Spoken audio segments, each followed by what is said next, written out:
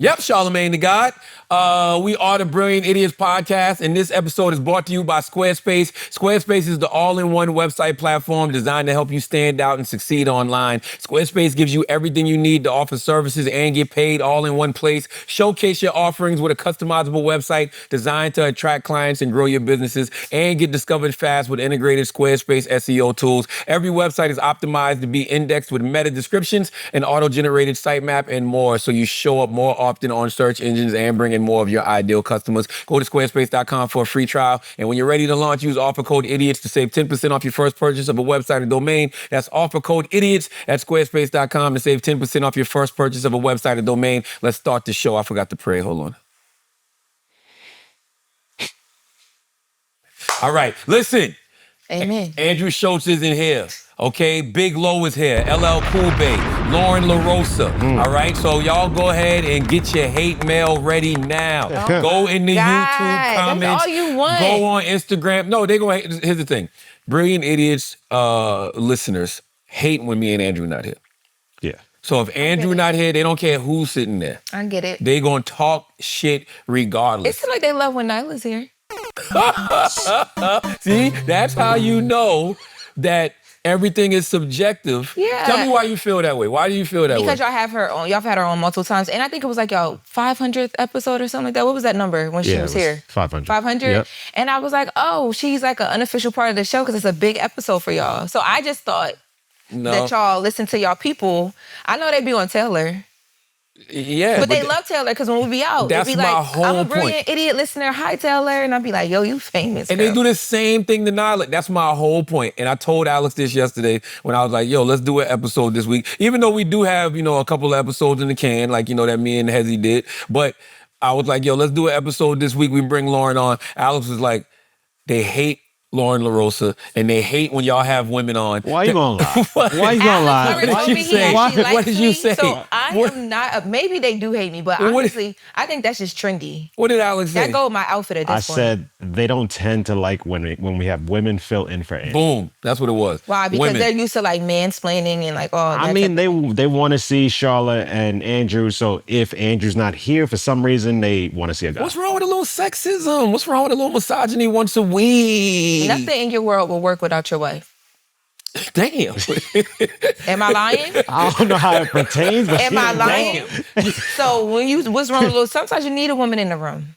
Oh, I agree. 100%. Okay. Well, that's what's wrong with a little bit of sexism. But see, here's the thing. I like women that, don't be like, ugh, every time they hear something. Because we're just talking shit. It's not like we mean 99.9% of the shit we say. Y'all be being funny. That's it. We just talking shit. It's all about the laugh. I like you better here than at the Breakfast Club, but maybe it's just because at the Breakfast Club, your attacks are targeted. Here, you can't fuck with Schultz. He be on your ass. You be trying, you might throw a little jab. You read the stories, he's the funny here. He's the comedian. Yeah, and you stay in your lane. Yes, I'm not. Swear you funny. By the way, that is why. Swear you funny. No, that is why Brilliant Idiots has always worked. He's the comedian. I'm the radio personality, whatever that means. You do play. You did the transition between the shows. You do very, very well. I'm glad you know how to stay in your lane. But that's actually why I had to do it this week too, though, because I love doing Brilliant Idiots. I like talking to Brilliant Idiots listeners, and we can come here and have like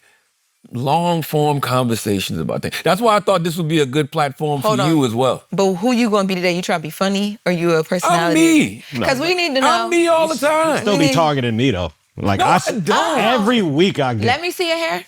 My hair? God damn. No, because I'm just trying to see if he can talk about your hair, then am I? I don't got a cut right now. Okay. It's not coming off. And first of all, all right. It's not the hairline. It's when you gonna roast me right now. Nah. And I can't never talk about nobody hairline. And by the way, I never try to be funny. Oh, shut up.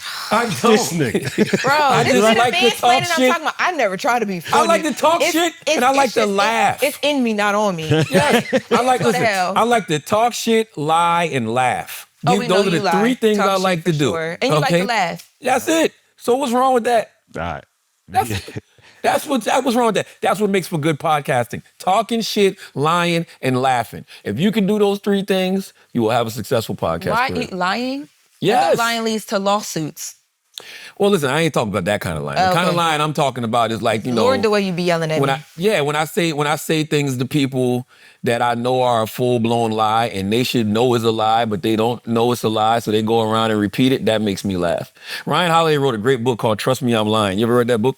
No. Exactly. You should read that book. It's called Trust Me, I'm Lying. But that's literally what it's about. Like, everything is damn near propaganda for the most part. But I tell you when I'm lying, but you should believe me when I'm lying. Sometimes a little convincing. Like, people still walk up to me and try to see my underarms. And you know why they do that?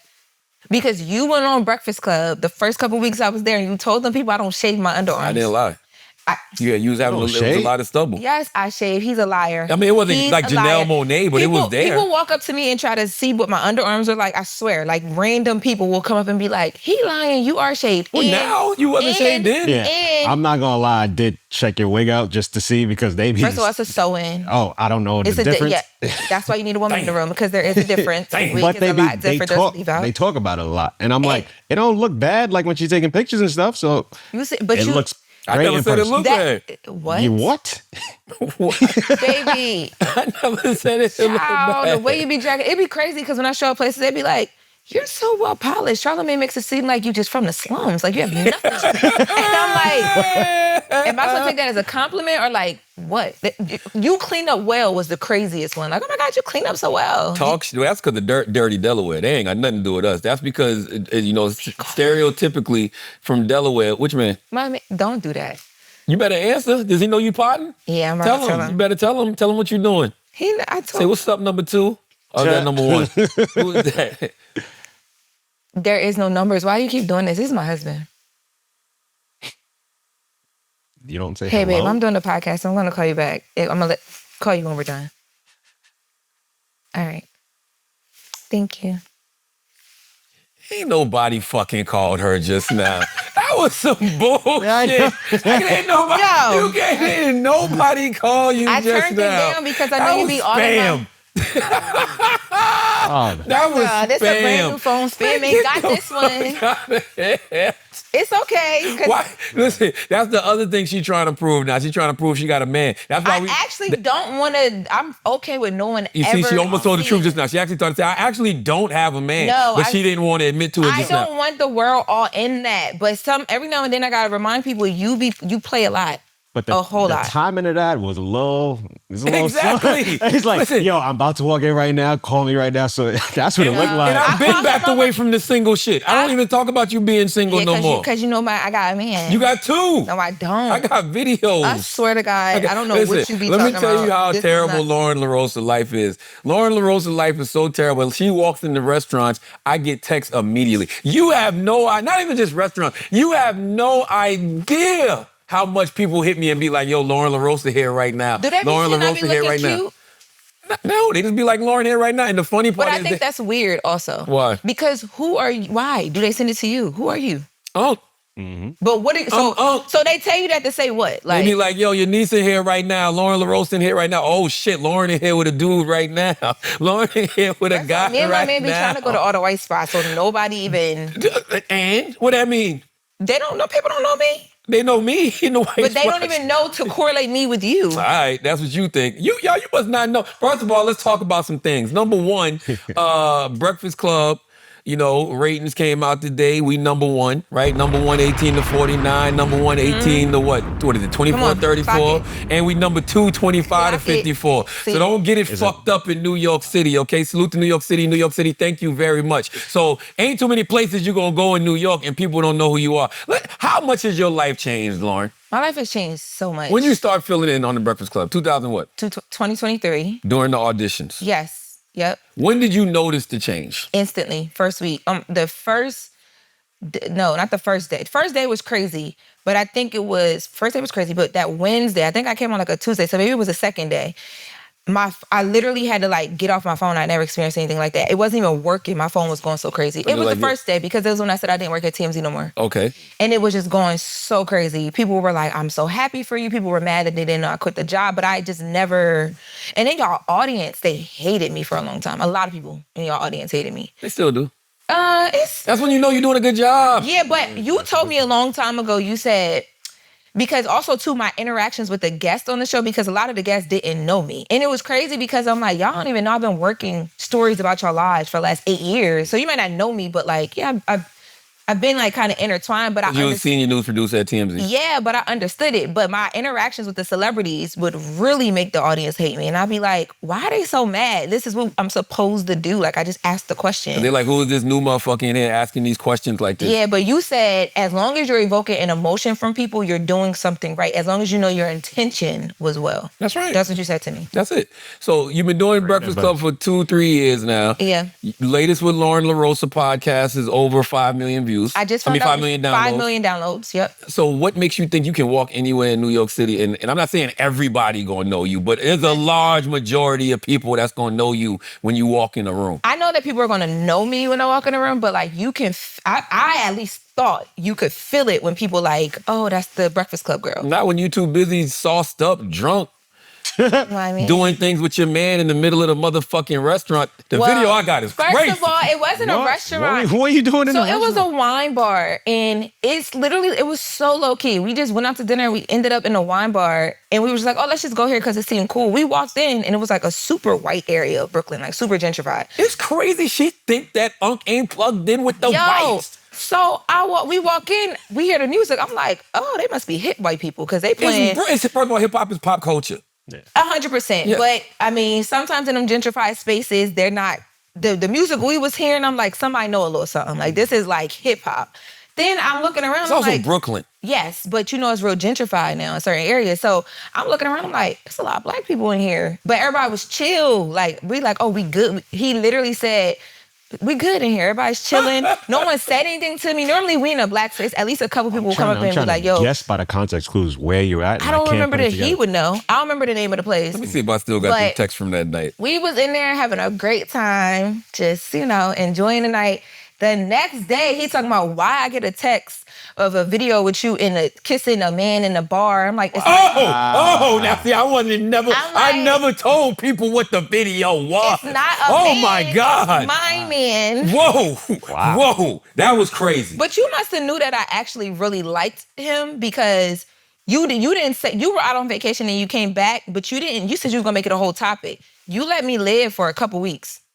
First of all, I've still never said anything. I've never told people that I got a video of you tongue kissing a man in the middle of a restaurant. You joke about that. I've never ever, you just said it for the first time. I like having it holding over that wig of yours. That's the only reason. I just like having that. You never said. Even the other video I got, I just show people. I don't know what other video you got. I have no idea what you're talking about. I literally don't know what you're talking about. What? What are you talking about? 8-ball jacket, sauced the fuck up, acting like you in a 1990s Uncle Luke fucking video. Looking like an auntie from Freaknik, wildin', I don't like grinding on people, putting discharge over some niggas' jeans. Oh, wow. What is you talking about? First of all. You want to see it? No. Hold on, you want to see it, Alex? First of all, that video was, now that I know, that video was single, Loren, okay? And it was my birthday, and I was drunk. That does not count. So you ain't even deny it. That's This is crazy. I can't. He has it on video. Oh, my God. Y'all trying to I got both on video. Y'all trying to ruin my marriage. And you see that shit? Look how she holding on to her hair to make sure that shit don't fall off. No. Drunk as shit. No. Oh, you were trying to make a baby that night. God damn, Loren. God damn, LL Cool You B. grinding. God damn. So when my man watches this episode, what do y'all expect to come out of this? First of all, you just gave up too much information. I never once. About my man. Why are we talking about anything else? I don't know if this is the same guy. Why are we talking about anything else? What you mean? Let's go. Stay focused. So he was right. There are two guys there. No, I have one person that I. Two nigga low.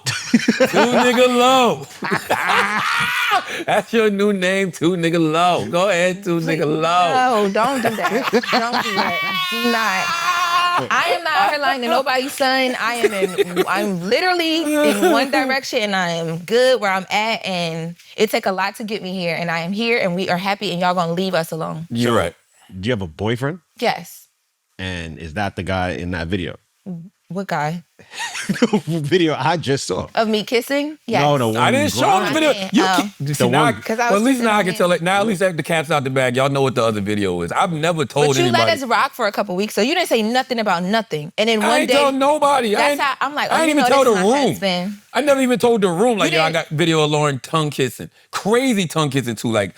At a wine bar? At a wine bar. I mean, going crazy. It was like 3 people in there. We really didn't think it was nobody. Like, we were chilling. Why does that make it better? Because I wanted to kiss my man. I'm trying to find this text from that night when they started texting me. Man. No, don't. I can't find them, though. You thought you was at a low, too. And I didn't even text her that night. I'm in his white neighborhood. Nobody I thought we were so low. And like, honestly, though, you know, you're just out having a good time. I be so, that's how I know this is my husband. Because I just be so like, whatever. Okay. Is he a public figure? Like a celebrity? Oh, the place is called Sauced. Okay. Oh, yeah. Very convenient. Oh. Yeah. No. But I think we were just going with the flow This that was night. the funny shit. No, you're not. No, you're not. No, you don't. No, you don't. Okay, can I say one part, though? No, I just said... What happened? No. What are you worried No descriptions of nothing. None. You just gave it you gave it all up. One line. Man. No, you're not. When we're done this, I'm going to show you At a least real you're picture of my open-minded. man. That's what's up. What? Y'all not gonna play my man on here. Y'all not gonna do that. Let's do some all memes matter, man. God. You know what I'm saying? Loren LoRosa is a pop culture expert. She was a senior news producer at TMZ. Now, I don't know if you listen to the show, Loren. I know you do, but I don't know if you've ever listened to a full show.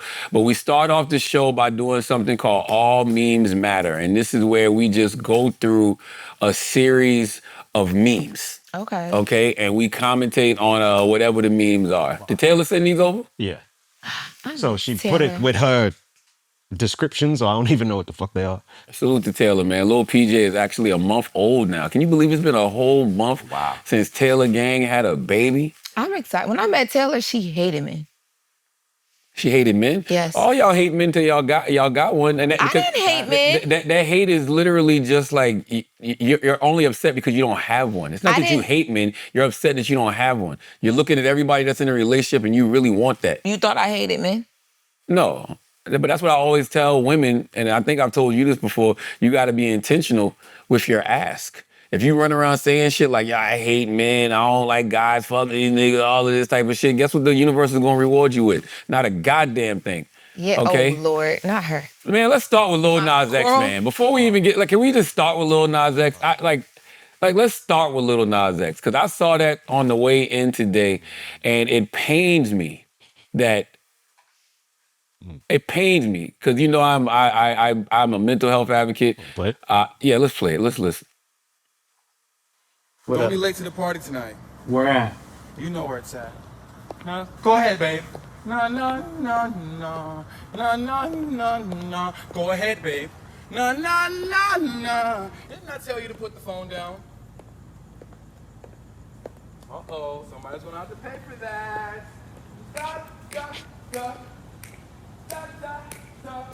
Now the video we're watching. Pause for a second, Alan. He said he got a potty. What did he say? Said something about the party. Hey, let me hear that part. What did he say? The party.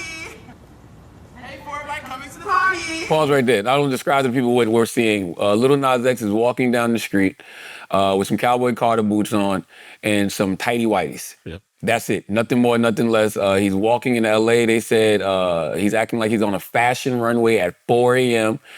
And yeah, and they said he was hospitalized for a suspected overdose. Let's hear some more. Party.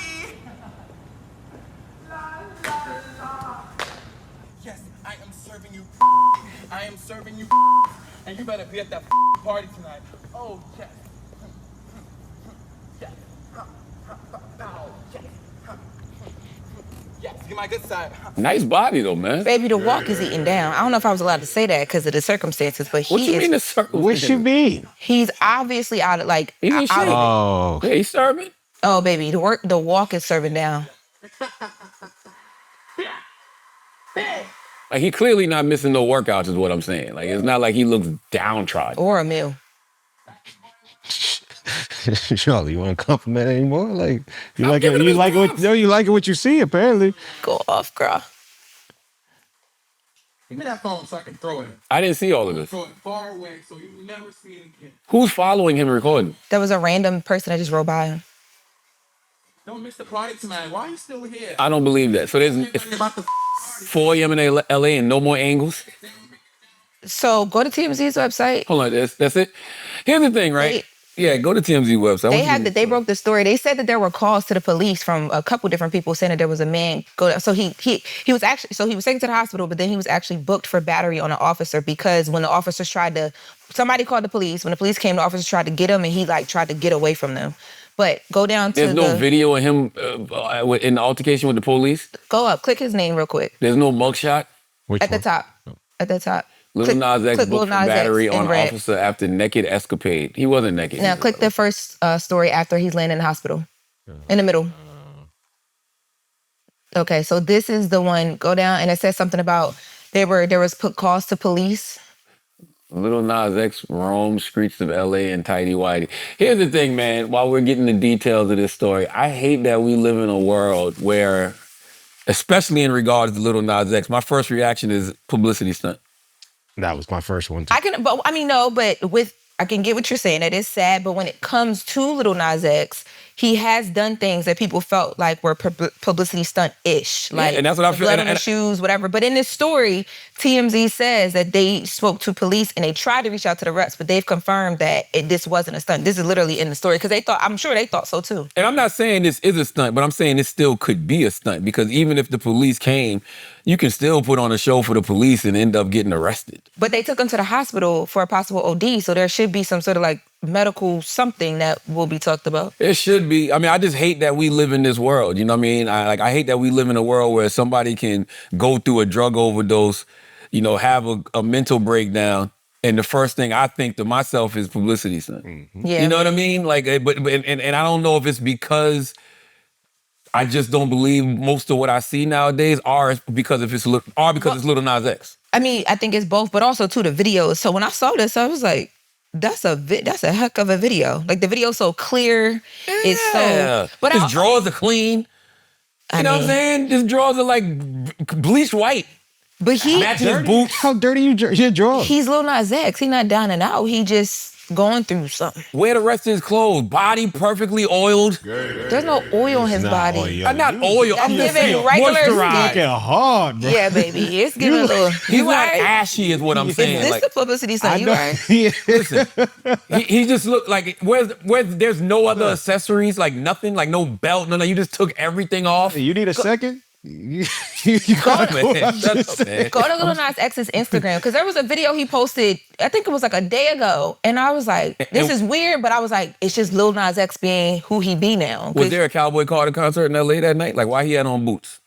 And listen, I hate to be this person, and if I'm wrong, hey, feel free to be upset. But it's hard for me to believe this stuff that I be seeing nowadays. He posted this a day ago. Okay, so he had boots on in this video too. I want to live. I want to fight. I want to live. I want to. What's the caption say? Free the people now. I want to cry. All right.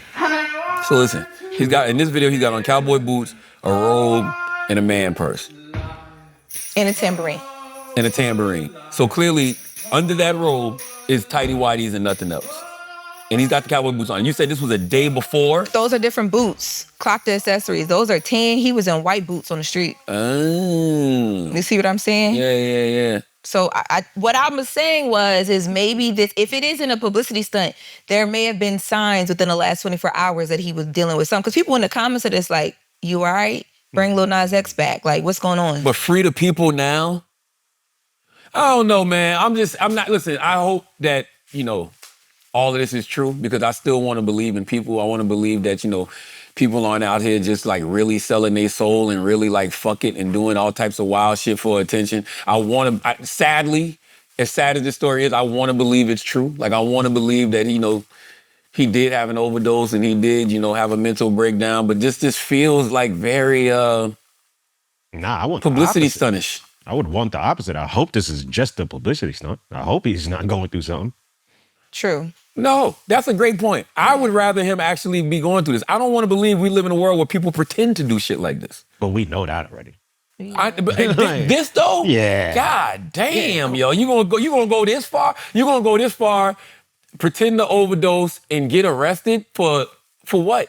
But see, here's everybody's the thing. talking about him right now. But how do you pretend? Drop some music or something. How do you pretend to overdose? Because can you? I don't know where it's at in this story, but in the story, it doesn't say it doesn't say he overdosed. It says that the police took him to the hospital and they said potential overdose. So it was something they saw. Suspected. What does it say? I mean, goddamn, Loren, if you walk down the street in your drawers singing, acting like you. But you could be high and it not be an overdose. Officers told paramedics it was a possible overdose and Nas was transported to the hospital. So the police observed something that made them feel like he had overdosed. Like you could just be high out your mind and do this. You don't got to be overdosed. The police who are professionals saw something. I wonder what they saw that made them feel like he was overdosed. Because it's not like he was laid down out. The street singing. But no, but like what she said is true. He could just be high.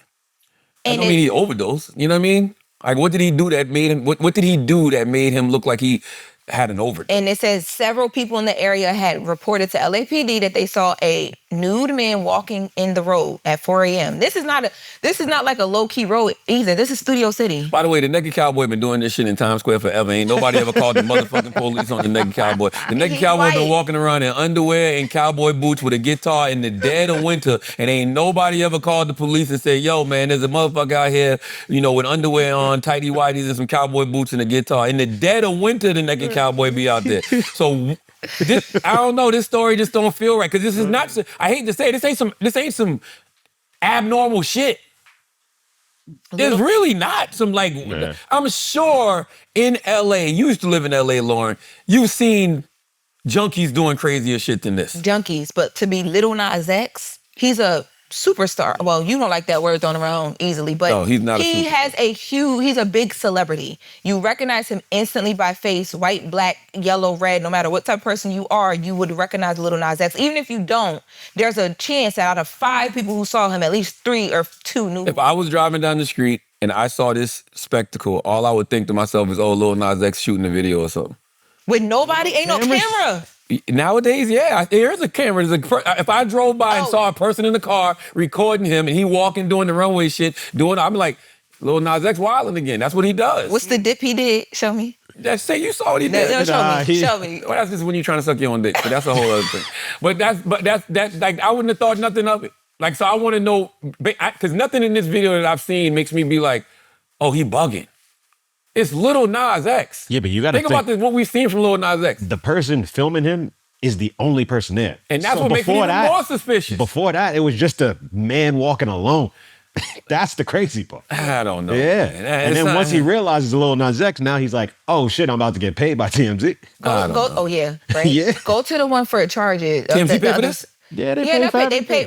I was about to say, I'm so used to that. They pay for photos, videos, and documents. Yeah. But it has to be something. And also, too, people be thinking it's a crazy payday. Typically, it isn't. But I would say for something like this, you're gonna probably get a couple dollars, depending on what you call a couple dollars. Yeah. Just like maybe like I don't know. I think you get a good like 4,000, 5,000 max for this. Really? Yeah. But that's like a stretch. Like you'd be surprised at when things don't equal up to. I don't know, man. That's a lucky late night car ride right there. Yeah, God bless Lil Nas X. I'm wishing him the best, but just, I don't know. And it's like, by the way, it's not my fault that I feel like this is a publicity stunt. Lil Nas X hasn't earned that because he's done a lot of, he's created a lot of spectacles. This is his thing. When I saw this video, the first thing I thought was, damn, he hasn't been doing nothing in a while. He ain't really wild out in a while. Like, you know what I mean? When's the last time he wild out with the Satan shit? That I can remember. But the last story I remember of him, he was in a hospital because he was having issues controlling like his facial movement. So he was trying to figure out. Oh, I remember that. That was the last story I saw of him, but. Well, shout out to Lil Nas X. What else we got? All memes matter, man. What all memes matter? What is this? This was the first one. What is it? You look what? You look tacky. This is about Loren Wig? I cleared Uber, a $60 Uber. I don't even know where's the club at. I don't know where's that. Boy told me I couldn't even come in the club because I was tacky. And there's no dress code. There's no dress code or nothing in there, bro. There's a lot of girls that's looking like anything in there. And you telling me I'm tacky, bro? Is you Stop playing with Meatball. Bro, you gonna call me tacky? I'm glad you said that, bro. Listen, I'm right here. I'm right here. I don't even know where I'm at right now. It's called Ella. Let me Stop playing with Meatball. Name, but I'm about to pull her name up right now on my face. He said I couldn't come in because I'm tacky. Because I'm tacky. Look at the second comment. I got something for you. I want to speak. Mind you, bro, look at the people that's going to the club. Mind you, I'm tacky. I want to speak to the manager. Bring the manager out. Okay, bring the manager out. So, where's the manager for here? You're recording the wrong thing, Meatball. You gotta get video of the people to prove that they look tacky too. So, this is where I'm at, y'all. Look, it's no dress code, bro. Look at the shorty right there, bro. No dress code, bro. This is disrespectful, bro. Imagine Meatball putting the video on whoever that is in the club. And the person in the club think they was killing it with their fit. Now they watch Meatball video and they like, damn, she think I look like that? So who's the manager? Where the manager at? Nah, Meatball, they all dressed a little better. Hey, how you doing? And they know her. He said I can't come in here because I'm too tacky.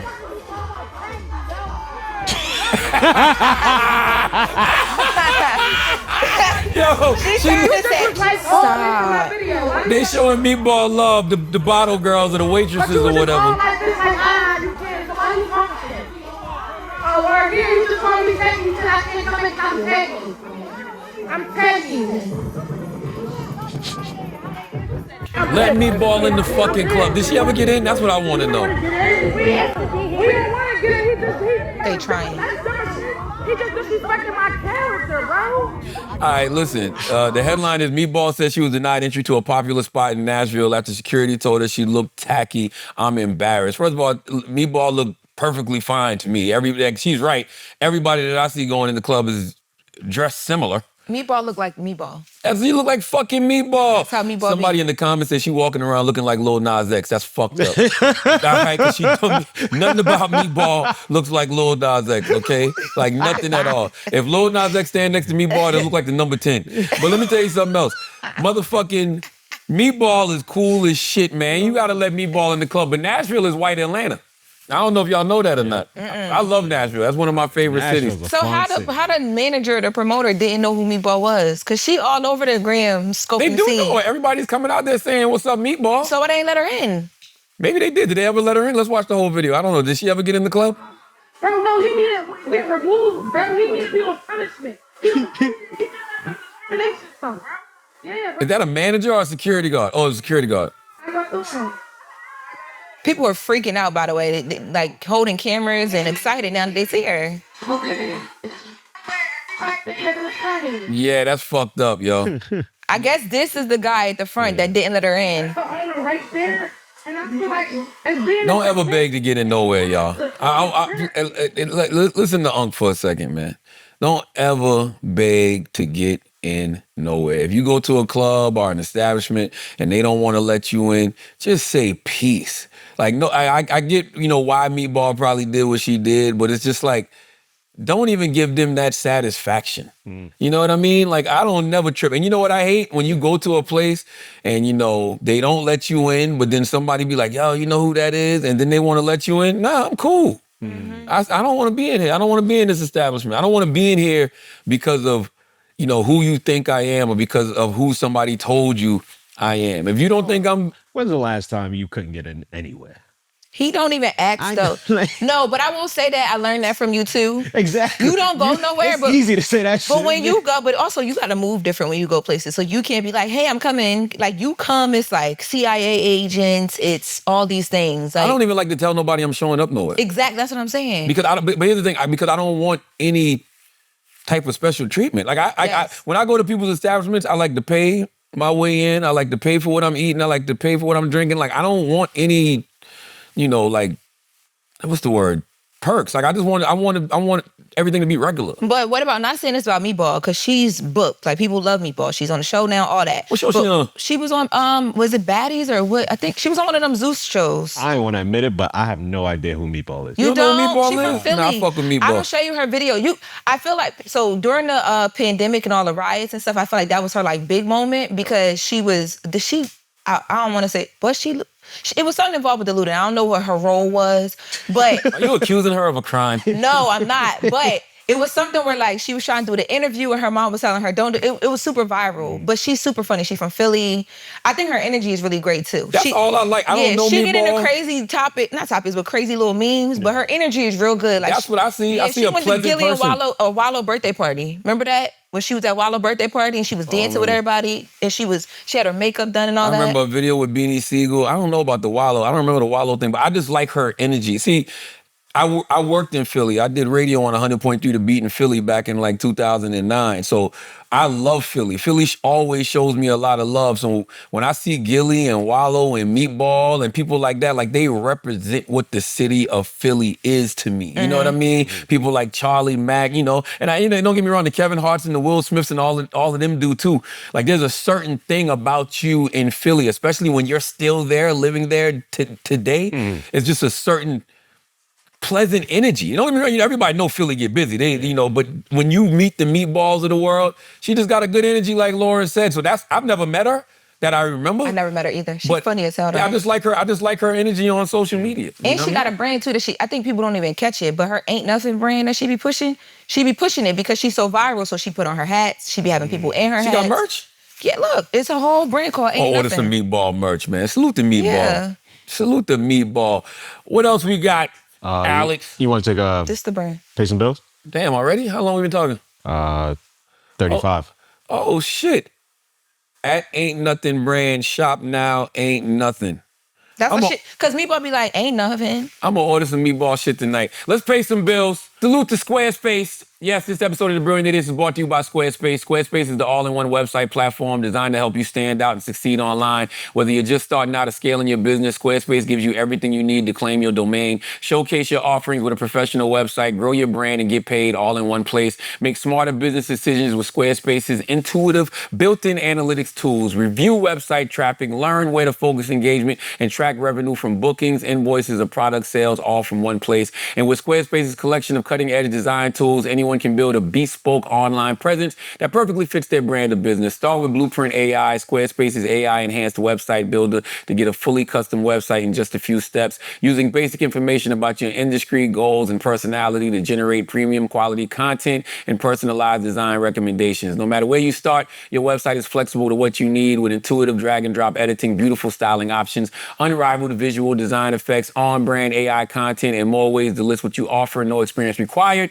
We love Squarespace. You know, Squarespace been rocking with us since day one. You know, the first brilliantidiots.com was Squarespace and it's still Squarespace. So head to squarespace.com for a free trial. And when you're ready to launch, go to use offer code IDIOTS to save 10% off your first purchase of a website or domain. That's offer code IDIOTS at squarespace.com to save 10% off your first purchase of a website or domain. And this episode is also brought to you by Prize Picks.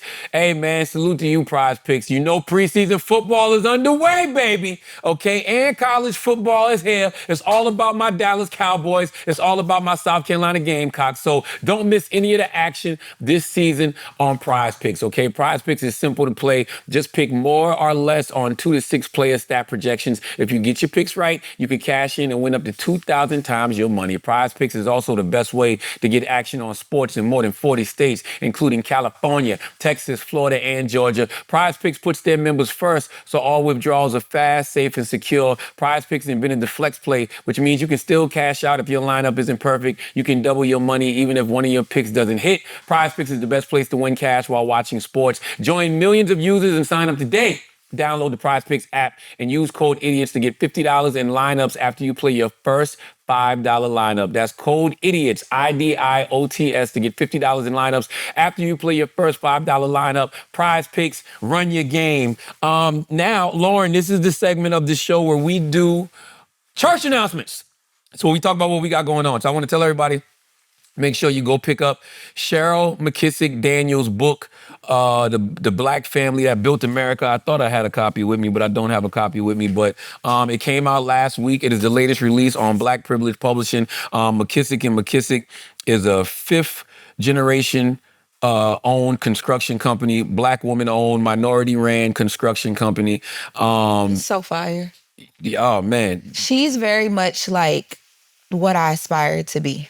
Well, she does construction. So what you mean? When you say just as a boss, you mean? As a boss, but you know my mom and my grandmother buy property and flip them. But I feel like their business I always said that I wanted to like level up their business. Mm-hmm. It only hit a certain point because they only knew to do what they knew to do.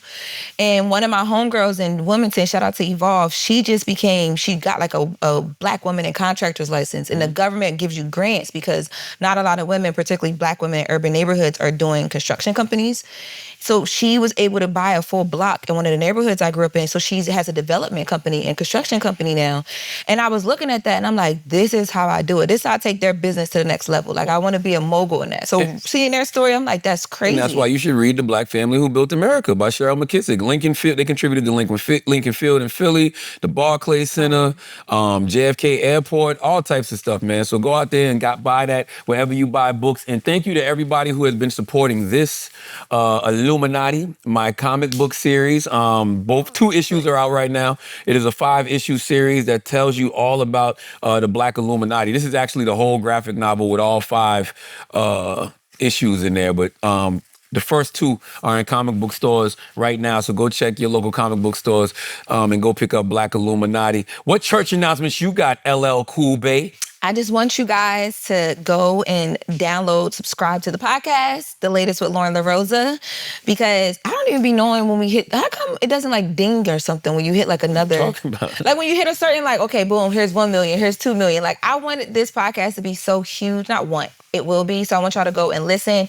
People don't know sometimes, because we don't talk about it as much on The Breakfast Club, that it's a daily podcast. It is a daily podcast. Quick breakdowns. And you just celebrated your 100th episode, right? Yes, 100th episode. And the 100th episode is just me like going back through the journey. Like when we first started and just learning everything and learning how to talk to nobody but myself, and now where we are now, and you know, all the things. So make sure y'all go listen, download The Latest with Loren LoRosa. Oh, make sure y'all go listen, download The Latest with Loren LoRosa. And for anybody that has my YouTube channel, Loren LoRosa TV, we do a lot of behind the scenes content there. So I vlog and have been vlogging my life since I first moved to LA. So it's very candid, very real.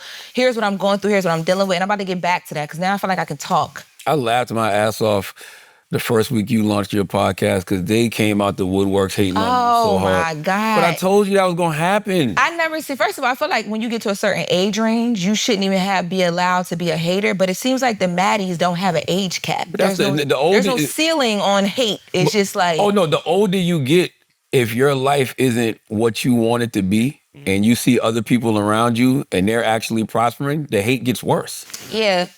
But I think, you know what I'm realizing? I'm less of a hater as I get older. Why were they hating when you first launched? Because my setup, we were just figuring it out. Like my setup was crazy. My audio was going in and out of being crazy. I literally was figuring it out as I was going. I think I was thinking of my podcast like how I do YouTube. Like, okay, we just set up a camera, we'd be good. Oh, okay. No. Yeah. Now it's like we got it. Like I'm in a studio now. Shout out to Sky House, New Jersey. Mm-hmm. And I got a studio partnership. So we doing all the things. But also, too, I think I came out the gate trying to do too much. Like, I really think I just... Are you saying this because you really mean this or because they done put pressure on you on this? No. I swear to God. I talked to Dolly, who is she VP or president? President. Big president. Salute to El Presidente. Don't play with Dolly Bishop. Yeah, so Dolly Bishop is the president of the Black Effect Network. And I remember... She's the only reason this shit works. Yeah, told you. Okay. Women. That's you ain't gotta tell me. Oh, well, you said what's wrong with little sexism. That's what's wrong. But it was a joke. That's why people don't like women, because they can't take jokes. That's why people don't like me. But anyway, that's not a good thing. Dolly came to me one day and she was like, look, I see you trying to figure the video thing out, but you stressing yourself out. Just get the flow of your show and then add video in. And I was like, no, because if I don't do video, I'm gonna lose the audience. And she was like, the gold is in audio anyway, so get that and then use that to pay for the video and like figure it out. And I just was like, whatever. You didn't learn from your hairdresser not to experiment. No, I don't mean it like that. You know what I'm about to do that I don't get to do at Breakfast Club? I will literally squirt this water at you. You already told all the Breakfast Club listeners. You love making people mad at me because you know you hurt my ears' feelings. Who's my ear? Oh, my yeah, salute to my hairstylist. ear. I didn't. You how? need to look at one of these cameras and apologize to her. What did I do to my ear? You made it seem like she was so horrible at her job that I I fired did her. not. No, Yes, you did. I did not. Yes, you did, and that No, is I did not not. true. No, I did not. That is not true. I did come in looking at her hair because I thought it was bad always. My ear does a good job. It's what Loren does to it afterwards. You know what I'm saying? She's like a person who gets braids and takes a brush and then brushes the braid. You brush them fresh braids. First of all, Shout out to my Miss Mai Tai on Instagram because that you was crazy. said that she never had done wigs before She was new to, yes, the wig life. and never told you that. Well, I mean, because when you get an opportunity to do something, she hungry. She from Philly too. She hungry. She just want to figure it out. And to her, Same way you were with the video or the podcast. Exactly. You let her experiment on you and you went on air? I Every day. didn't know. Oh, so he's not lying with you. First of all, it wasn't. Every day. Wasn't that. It wasn't even all crazy like that. Okay. It wasn't. That's even like all going crazy like to a barber that just started to learn how to cut hair. And wonder why your line fucked up. I didn't know that it took me a couple times where I was like, okay, this isn't right, like how I love it to be, for me to be like, you know what? I think your niche for me is my natural hair and like things like sew-ins and stuff like that. And we'll figure out somebody else for the wigs. But you know me now, so you know what I like and I don't like. So even when I bring somebody in, you can instruct them. Like we have a real thing going now. So I have like a calendar of events. My ear knows all the events. So when I do have to bring in people from other states, she's telling them, okay, she got to go here for this. This style's going to be good for her because Loren will do this to her hair. If you do this, she won't touch it. So my ear has found her place. She leads when it comes to hair and glamour for me. Don't do that to her. But no, the only reason I brought that up is because just like Dolly told you, don't worry about the video right now. You're trying to do too much too soon and you don't really know what you're doing. Don't fuck with that right now. But the audio's booming. Yes. But see, that's the thing. People forget podcasting is audio. And I think the video mechanism is a great component. But I think people, once again, I tell everybody in the podcast space, don't get it fucked up. The money is in the audio. Yeah. You know, and still by a long shot. But you should still be doing video. Yes. Because it complements it. Like I was watching somebody this week and they were talking about the top 44 most powerful people in podcasting. Oh, you. They were talking about you. Well, they were talking about the top. They were talking about the top 40. They were talking about you. No, the Hollywood Reporter, which they've done for the last 4 years. I've been on it 3 of the last 4 years. I wasn't on it the first year. I've been on it the last 3 years. This is the first time I've ever been on it as an executive. Before I was on it as a talent. But they were talking about the top 44 most powerful people in podcasting. Mm-hmm. And first of all, a lot of people don't know what they're talking about because they act like it's a ranked thing. It's not a ranked thing. Like it's not 1 through 44. It's just lists. It's just a list. It's like a list. It's a list. So you have your talent section, you have your executive section, you have a few agents, and then for some reason they had Andrew Schultz as a talent after all the agents and everybody else, after the agents and executives. But I was watching somebody and they were saying that there was numbers when it's not numbers. And they was like, Joe Rogan's number 17. And then somebody in the room goes, well, his videos don't really go as viral as they used to. That's crazy. And I'm like, you don't even know what podcasting is about.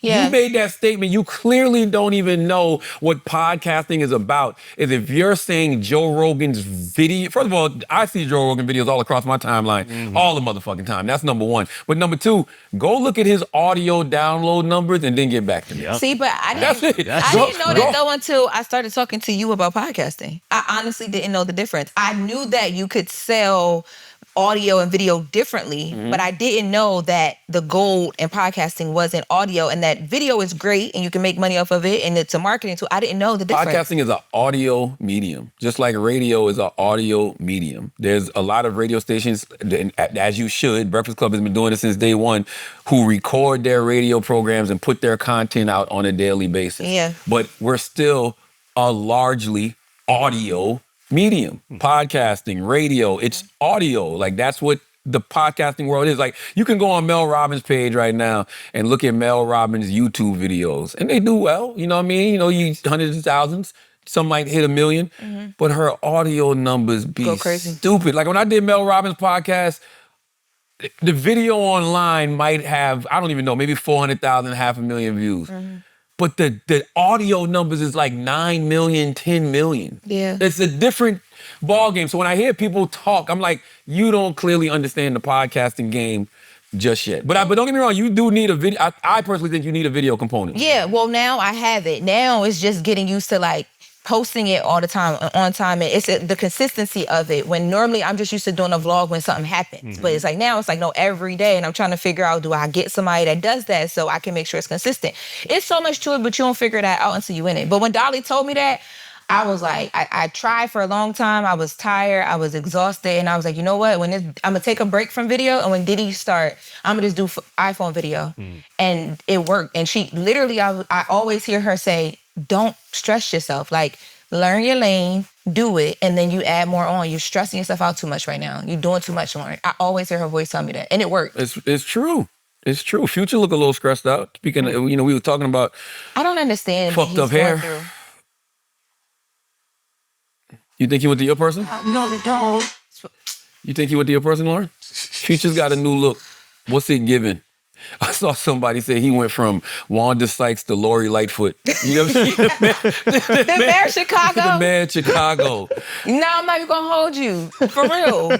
By the way, because she always looked like she just got called out for like a natural disaster emergency in Chicago. Here's the thing. You know why this works for Future? Because he's Future. Future can do whatever the fuck he wants, man. When you get to a certain level in life, man, and you've reached a certain status in life, and you've, created the legacy that Future's created, you're supposed to act like this. I miss when superstars acted like this. I don't like the regular city bike riding superstars. Salute to J. Cole and all of them, you know what I mean? That's your thing. But if you're going to be if superstars, I come from the era of Prince with his ass out. I have a question. Michael Jackson had a fucking pet monkey. But you just said the whole Lil Nas X thing, okay, praying that this wasn't just a publicity stunt. But if it was, you just said you wish that you don't want publicity stunts like that. Listen, it's a podcast, so things don't have to make sense. But I also want to say this. Here's the thing. But no, I can make it make sense. If Lil Nas X was doing that on purpose, wild the fuck out, Lil Nas X. Not even as a publicity stunt, not even as an overdose. I feel like putting on my tighty whities and some cowboy boots and strutting down the street in LA at 4 a.m. in the morning like I'm walking the runway. That's some old school superstar shit. Baby. Like some of the stuff that the streamers do. Like they just do wild shit. Do it. Do it. Like Lil Nas, I grew up on Jackass. All them white boys was in their drawers all the motherfucking time running around. No, for real. So it's just like, if he had done that just because he felt like doing it, yeah, rock out with your fucking cock out. Literally, Lil Nas X. It's not my favorite Future look, but I will say what I like about Future is he don't give a fuck. He be so unbothered. He literally lives his life how Future wants to live his life. You know why? He don't care about nothing or nobody. He's Future. That's the motherfucking architect of March Madness, okay? All right? That's the motherfucking architect of Tony Montana. God blessing all the trap niggas, okay? God. That man gave us one of the greatest mixtape runs in hip-hop history. He can do whatever the fuck he wants. And by the way, I don't think y'all even understand how big Future is. I say that shit all the time. I think it's because of the type of music he makes. But when you look at the last 15 years, and I've said this on this podcast before, everybody talks about the big three. They talk about the Drakes and the Coles and the Kendricks. It actually was a Fantastic Four.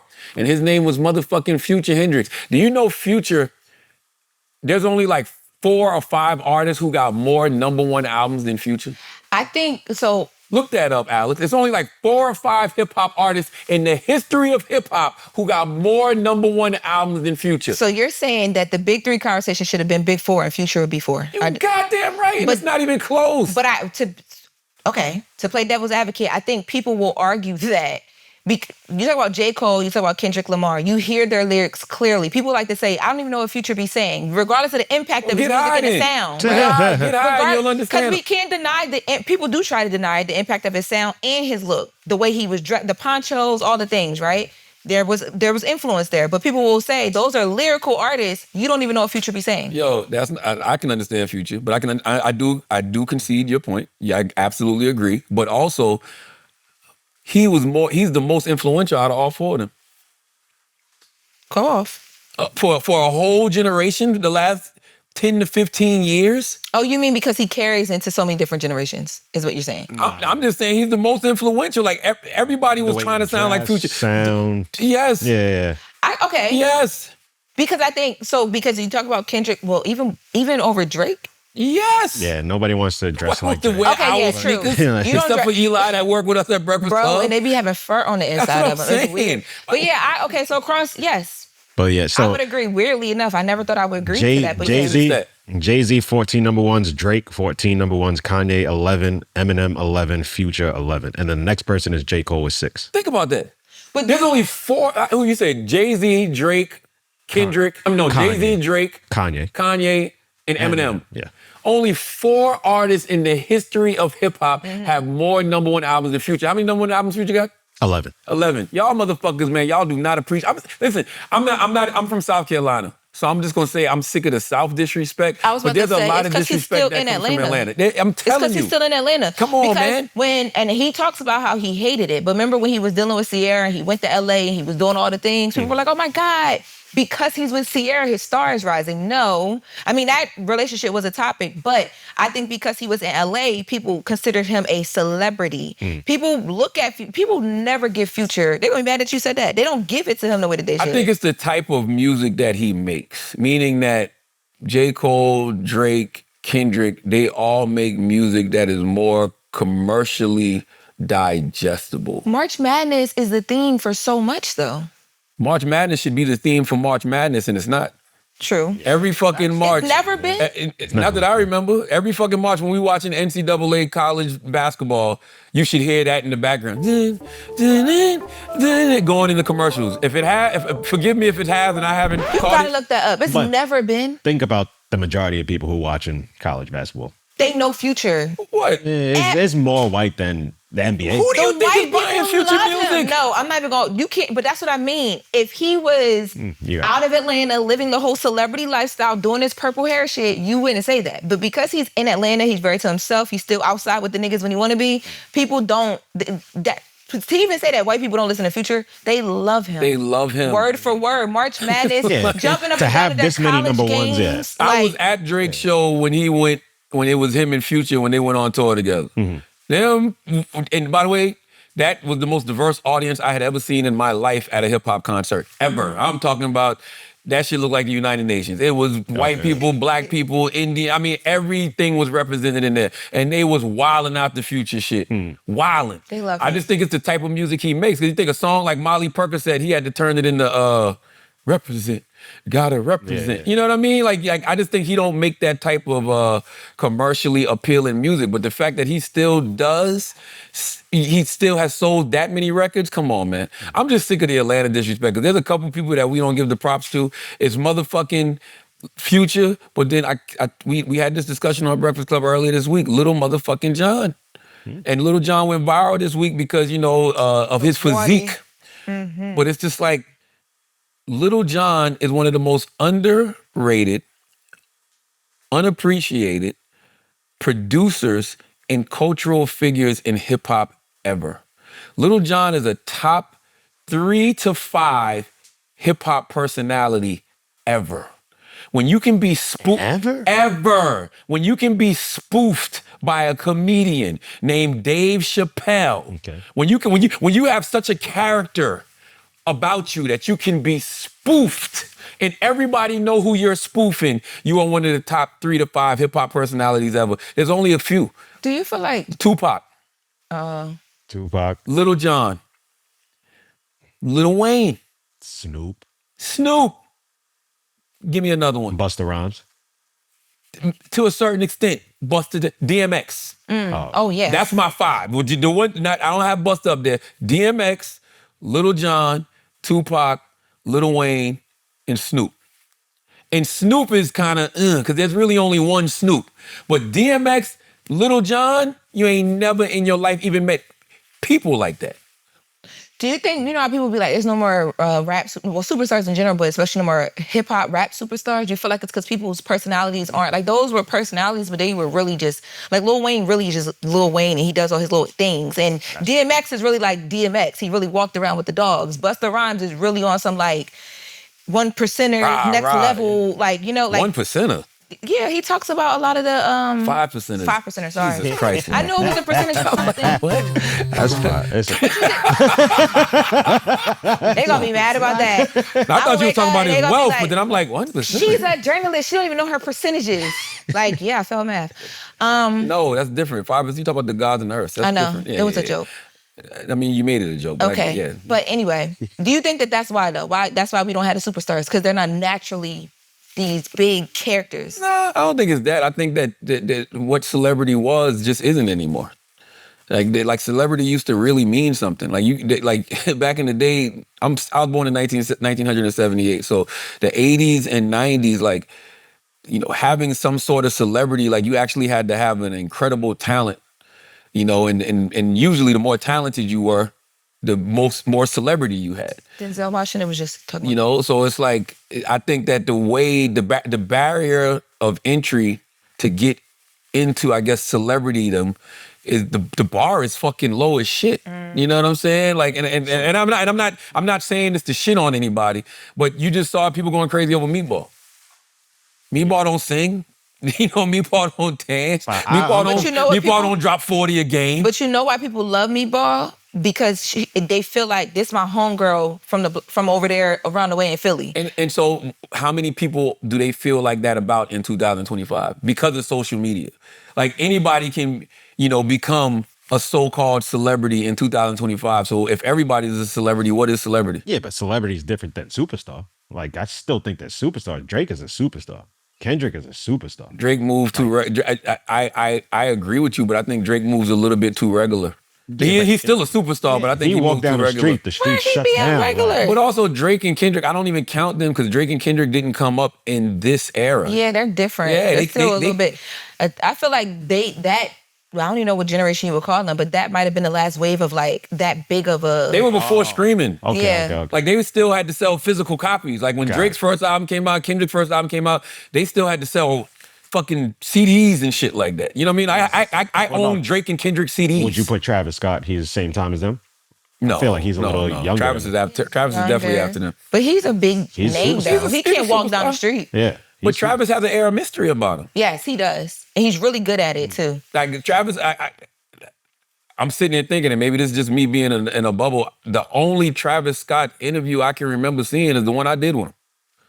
What other Travis Scott interviews has he sat down and actually talked to somebody for a long period of time? You have a point. That was after all the stuff in Houston. Like I sat down with Travis Scott after Astro World. It's like, when have you seen Travis do stuff like that? So to me, that's what creates an air of mystery about you. Like, I just don't think there's no air of mystery about anybody anymore. Plus, it's just too easy to be somebody. Plus, everybody think they somebody. That's true. You know what I'm saying? You got 5,000 followers, 10,000 followers, 3,000 followers, you think that you lit. And in your world, you probably are. On your algorithm, you probably are. He's done very sporadic stuff, but it's all big stuff. So like he did some of the late night shows like a year ago. He did GQ a year ago. Then your interview is the first one that comes up. Y'all like 2.6 million.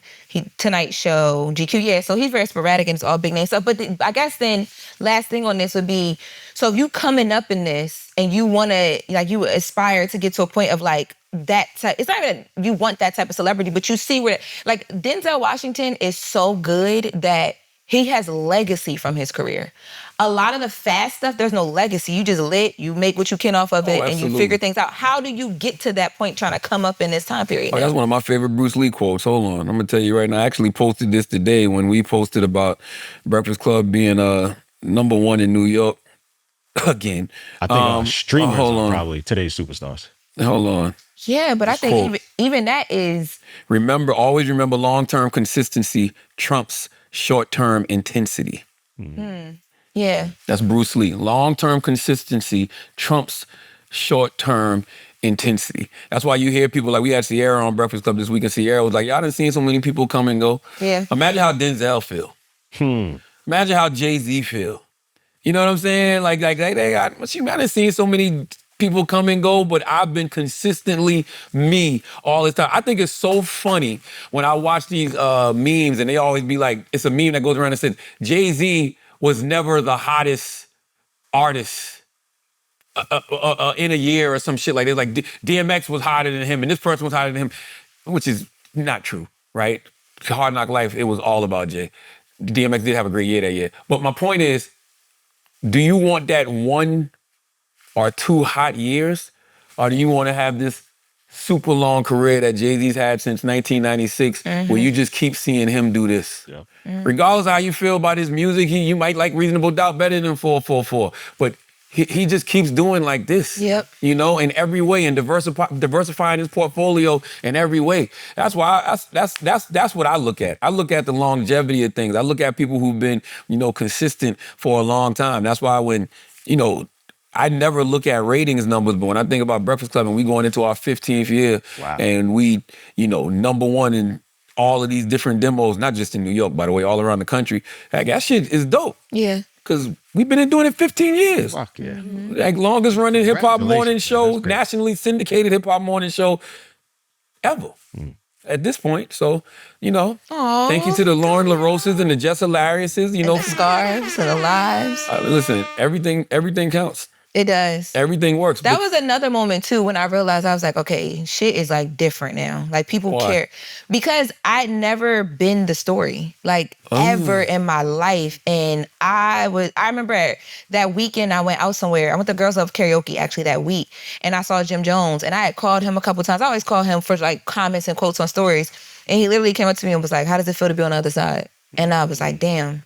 Like, see, I get it now. Good fucking question, Jim. Yeah, I was that's why Jim should. I'm glad Jim got a podcast now. That's a good fucking question. Yeah, I was like, wow. I didn't think about it like that, but I get it, because it was just like, you can't even say something without somebody taking it and making it like a TikTok, a YouTube video, a this, or that. You can't even look. Even now, still, like, we good, but like, if me and Jess even blink the wrong way, people are like, is it happening again? I'm like, yo, this is crazy. Y'all love it. Y'all care that, but it's different when you're not used to all of that. Like, I thought I was doing a little one too, because it's like, okay, I'm at TMZ, LA, the #1 market.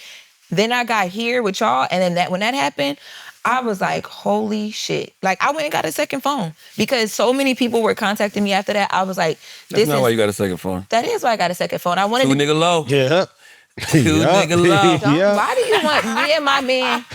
Two nigga low. Honestly, I might not invite you to the wedding. What you mean? Because you can't ruin my wedding day with this bullshit. I'm only gonna ruin it if it's not the person I saw you tongue kissing in the baby, restaurant. it's him. How long y'all been together? See, you doing too much now. What you mean? Dolly said, don't do too much. I'm telling you, that man don't want to be a secret. That man tired of being a secret. That's what I'm saying. That man You're saying that's gonna be a husband, so you can't say. We're in a peaceful, blissful place, and I'm gonna keep it that way. That was a good question by Jim, because that question will change your approach to everything. Yeah. You know, a lot of people like to say like, oh, you know, Charlamagne, PC to God, blah, blah, blah. It's not that. It's just that, you know, when you on the outside looking in, you think you know. But then when you're on the inside, and not only do you get to meet people, and like you said, you become the story, you just realize that most of this shit is all bullshit. Oh my God. Like, most of this shit that is being said about people, or what you think you know about people, is just complete bullshit. Yep. And you know, you let people run with certain narratives, and you also get to a point where you don't even care to correct them. Especially when you're successful. I had got there though before that a little bit, because with being around y'all, like, you and Envy, people love to talk about y'all. Like, literally. And I meet people when I be out in New York, they're like, oh, I used to do this with them and this. Or people will call me and be like, I don't like you and Charlamagne's relationship. He don't do this with women and he don't do that. And I just would let them go. And I'm like, that's crazy, because like, he's literally like, I got my contract because you were pushing for me. I got the pot. Like, it was so much happening. I'm like, it's so crazy, because no matter what I say, people gonna still feel how they feel about you. People gonna still feel how they feel about when Envy was going through all his stuff. People was like calling me, and I'm like, I used to go places and be like, don't ask me about Envy. If you don't know him, don't ask me about him, because he's one of the sweetest people I know. And the things that y'all are saying, no matter what I say, y'all gonna feel like that. Yeah. So when I saw that, I'm like, intention matters, and I want to try and focus on intention. Sometimes, you know, the rah-rah in me gets a little bit beyond What do that, I tell you every day? You yell a lot. I do. But I tell her every day, stop giving a fuck. Yeah. Stop giving a fuck. You cannot give a fuck. Like, you truly, honestly cannot give a fuck. And here's the thing. Can't nobody tell me about me. So it's like any narrative that's out there, I don't give a fuck because I know the truth. I don't care about convincing anybody else of anything. I know, God knows, the universe knows. So you wonder why I'm so blessed? Mm-hmm. That's the reason why. Well, you be thinking you built Teflon Don until the shots come. And then you gotta be like, oh, okay. Like it's another. I didn't say don't be aware of the shots. You know what I'm saying? But remember know that you got on Teflon. Because your Teflon is that divine protection from God. Mm-hmm. Don't tell me that you got faith and that you're a God-fearing person, but then you worried about what somebody's saying about you on the motherfucking internet. But that's why that's why part of my fast right now is because I feel like things are elevating and I don't know what is happening, where it's going, but I feel like I need to like re-armor up. I need to like polish the Teflon, and it was getting a little noisy. I was allowing a lot of noise in, and I need a little bit more clarity. So I was like, you know what? I'm gonna do this 30 days once I leave PR because something is happening, because I'm like off a little bit. Like I'm misstepping, I'm second guessing myself. Like, cause you listening to these motherfuckers too much. You be yelling too. I yell from a place of love though. But I think it's just also, and I don't yell. You don't make it seem like I'm yelling at y'all. You don't know you yelling. You talk. Does he not ever talk to you? You be like, yo, why he so loud? He don't know he doing it. Yeah, I know, yeah. Bless his heart. But Listen, yes. It all comes from a place of love. I'm like, here's the thing. When we're in Breakfast Club studio, it's literally like being on the court. You're on a basketball court. You're on a football field. Let's go, Lo. Let's go, Jet. What the fuck are you doing? Yeah. Pick that shit up. Like that's how I'm coming. Yeah. Like I was watching the Cowboy documentary on Netflix. Michael Irvin is what you want on them motherfucking sidelines. From the time he played in the Miami Hurricanes to the time he played with the Cowboys. That's why him and Jimmy Johnson got along, because they had the same personality. Jimmy Johnson wouldn't let them niggas eat on the plane because they had such a bad game. Y'all can't eat. I'm hungry. I'm eating. No, I wouldn't do that. But I'm just simply saying, like, that is the level of intensity you have to have. And another thing I always tell y'all, this ain't your social media. You can't just do anything. Like, the stakes are too high here. And I'm not going to put you in a position to where you motherfucking, getting some crazy ass lawsuit. That's what I'm glad you pulled that up. But yeah, last thing I will say is it's the sense of responsibility too that I'm starting to feel that I never had to feel, because at TMZ, it's just like you work for a company that didn't give a fuck about people. Yeah, and then that's another thing too. I'm used to being like, shoot, one day you could just come in here and say, Loren, we'll figure this out without you. Dip. Y'all really are like, I mean, life happens, whatever, but y'all are really like, no, we're invested. We want to grow. We want to lock. You're not used to that in entertainment. Because the Breakfast Club is a entity that is fueled by personalities. Yeah. So that's why. So it's like if we bring new personalities into the mix, which was always the vision for the Breakfast Club, that's why it's called the club. You want to bring in, new people that can, thrive on this platform.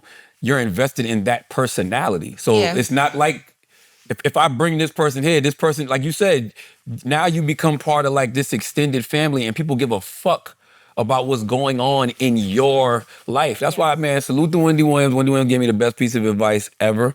And I rely on that shit all the time. Wendy Williams says, you can't rely on guests. She said this shit 20 years ago. You can't rely on guests. People got to tune into the radio for you.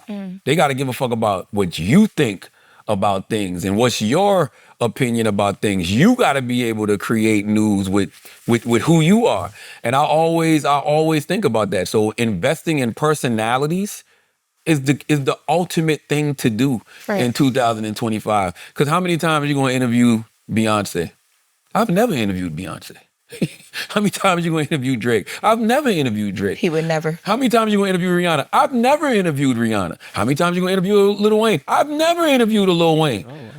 Do you understand what I'm saying? I thought Wayne was on Breakfast Club. I've never interviewed any of these people. So people have to give a fuck about you. And you realize they give a fuck about you when Jess Hilarious puts her scarf on and goes crazy. No, I really You've been guest hosting on Breakfast Club. Jess is on maternity leave and you there, and everybody talking about, oh, that's Loren LoRosa. Or, Envy got some shit going on. I got some shit going on. Like that's when you know they're invested. When Angela Yee left, man, I'm not going to listen. All of this will come out in the Breakfast Club documentary one day. But trust and believe, when you sitting around in your house and you see a tweet that says the Breakfast Club as you know it is officially over. I remember where I was and how I felt when I saw that tweet. Yeah. I literally was sitting at my desk and I stood up in the newsroom and was like, Angela Yee is leaving the Breakfast Club. Only the Black people really cared. But it was a thing. And then when it started trending so big, then they were like, Loren, wait, what? So explain to us what's happening. And to be honest, I thought that it was going to be a whole big public, like y'all were about to be like this at it. Y'all, it was like it wasn't what I thought it was, but I think that's why people bought into it too, because they thought it was so much controversy and like people love that as well. That shit went out at 9:00 on a Thursday night and everybody just walked away from their phones. How much did your phone blow up though? It went crazy. Yeah. That's what I mean, because I'm like, and on the inside, I'm like, yo, I know y'all phone went crazy because we was all like, what's happening? But you see, he didn't get a second phone because he got one wife. That's right. That's a good fucking when point. I walked in, one phone, one wife. So nice, and That's I thought I absolutely had an ally in the room. You do, of course. But he's good at turning off the noise and being like, it's me time to go put my feet in the grass. That's right. I can't afford to do that yet. Oh. So I need to be able to be like, this is the work phone. It's my mom's birthday weekend. I'll still have this, but like, I got to put this away a little bit. Why am I listening to people who do less than me? Like, and that's the thing that pisses me off the most is I'm not taking the opinion of somebody who does less than me or who's doing less than me. And I'm also not listening to the opinion of somebody who I know they don't know what the fuck they talking about. That's why I tap into everything. I listen to everything. I'm aware of everything and acknowledge nothing. And I'll listen to people and I'm like, that motherfucker don't even know what he's talking about. So why do I even care? Like, they have no idea what they're talking about. Like, little small things. Like, it's whatever, man. Paul Pierce says hardworking and ambitious men should leave pretty girls alone and get a strong 5 or 6 instead. God damn, let's hear it. Man, you really on the grind and you really got ambition, man, leave these little pretty girls alone, bro. They don't put their elbow in it. I'm going to keep it 100. Over there looking at, oh, she bad. Oh, look at her Instagram. Oh, she a 9, she a 10. No, I'll get you a 5 or a 6 who gonna put some elbow into it and gonna be down for you on some 100. You know what I'm saying? They gonna look at you like, why he with her? Don't worry about why I'm with her. Because she gonna do everything you ain't doing. 100%. And that's the new wave we should be on, fellas. Like, man, forget all that how you look when you with your arm around her. Nah, she ain't got no substance to her. All you men who stand up, man. First of all, I'm gonna let y'all cake for him. What man looks to they woman and says, got me a strong 5 or 6, man. Yeah, that's great. No, y'all be knowing. Who thinks their woman is a strong 5 or 6? Even if that's the case, nobody thinks that. That's a 10 to you. No, baby. I'm on my dream shit. Shorty, she a 10. A 10. See, Shorty, but your she a situation 10. is different. I don't care. A lot of men is out here 6. just settling because they think it's comfortable and they know them girls is not giving what they should be and they not what they want. So what man is settling? Men do it. Ain't no man out here settling. They do. Yes, they do. No, men. Yes, they do. No, they don't. No. Yes, they do. Explain to me what settling is then. Settling is she might not be pleasing you in a lot of the ways that you want to be pleased, but she stay at home. You don't got to worry about her with no other men because you're the center of her world. That's basically it. She's the center of your world. I hear women say that about the stay-at-home thing. What's wrong with being the CEO of the house? I don't mean stay-at-home mom. I mean like she's not like a baddie shot o'clock. She out in the club. She literally does nothing but cater to you most of the time because she just hyped to be with someone like you. What if she don't like to go out? It's not because she don't like to go out. You didn't hear me. I said she's just excited about her man. That's all she got.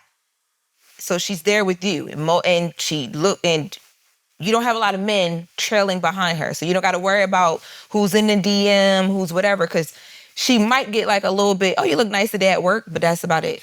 Being out, first of all, if you're doing it right, your woman ain't got to work. Okay? That's number one. If you're doing it right, you know your woman is an entrepreneur because you doing what you need to be doing. So, she's able to not only invest in herself, she can invest in our family, and she can do whatever the fuck she wants. That's the freedom you should be providing for your woman. Well, that's a whole nother now conversation. I'm not knocking anybody who's got a working class. Men don't know a lot of men don't even know how to set up a household to empower a woman that way, and that's a whole different conversation. And that's why when I hear stuff like this pisses me off, because it doesn't matter if a woman's a 5, 6, or a 10. A lot of what women reciprocate in different situations is what they're receiving, and it might be some of what they dealt with before you. But a man can get whatever woman, baddie, Instagram baddie or not, to do what it is that you think you need to make you feel fulfilled. But the woman has to feel away. She has to feel complete insecure. Loren is absolutely right. You can get any woman to, do what it is you want her to do if she's feeling you. That's the whole point of making a woman feel loved and appreciated and valued. Whatever woman you with, you pour into them, and if they feel safe and they feel secure, they're going to do all that shit Paul Pierce is saying. That's what I'm saying. To me, that's it. When men say stuff like this, it screams insecurity. It screams you need someone who is okay with you telling them that they might not be your actual standard, but you're just there, and they're just fine with that.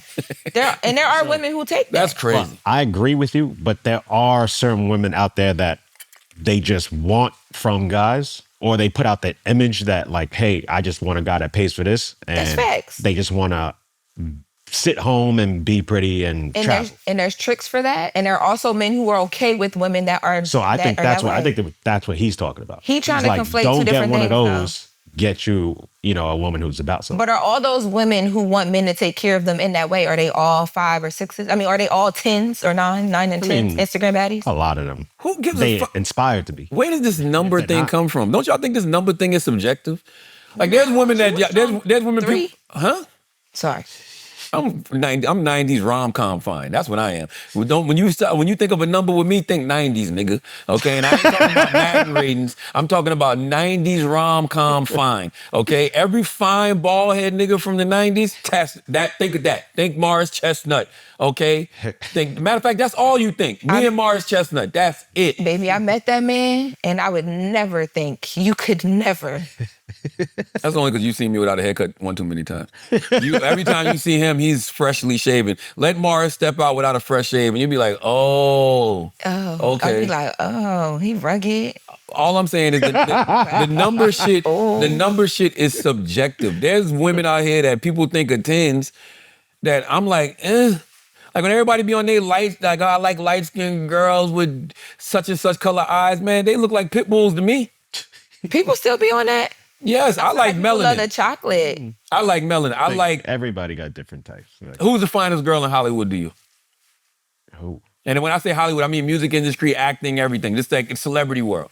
I mean, it always used to be between J-Lo and Beyonce. You see what I'm saying? You see that? Never hit a Kelly Rowland or like. And that's the one. But you said the top for my personal foot. Exactly. I'm half Puerto Rican. I'm half black. Dang, I wish I asked you your top 5 then before I mentioned Kelly Rowland, because now you're gonna try throwing some brown skin women just because you don't want to be on your ass.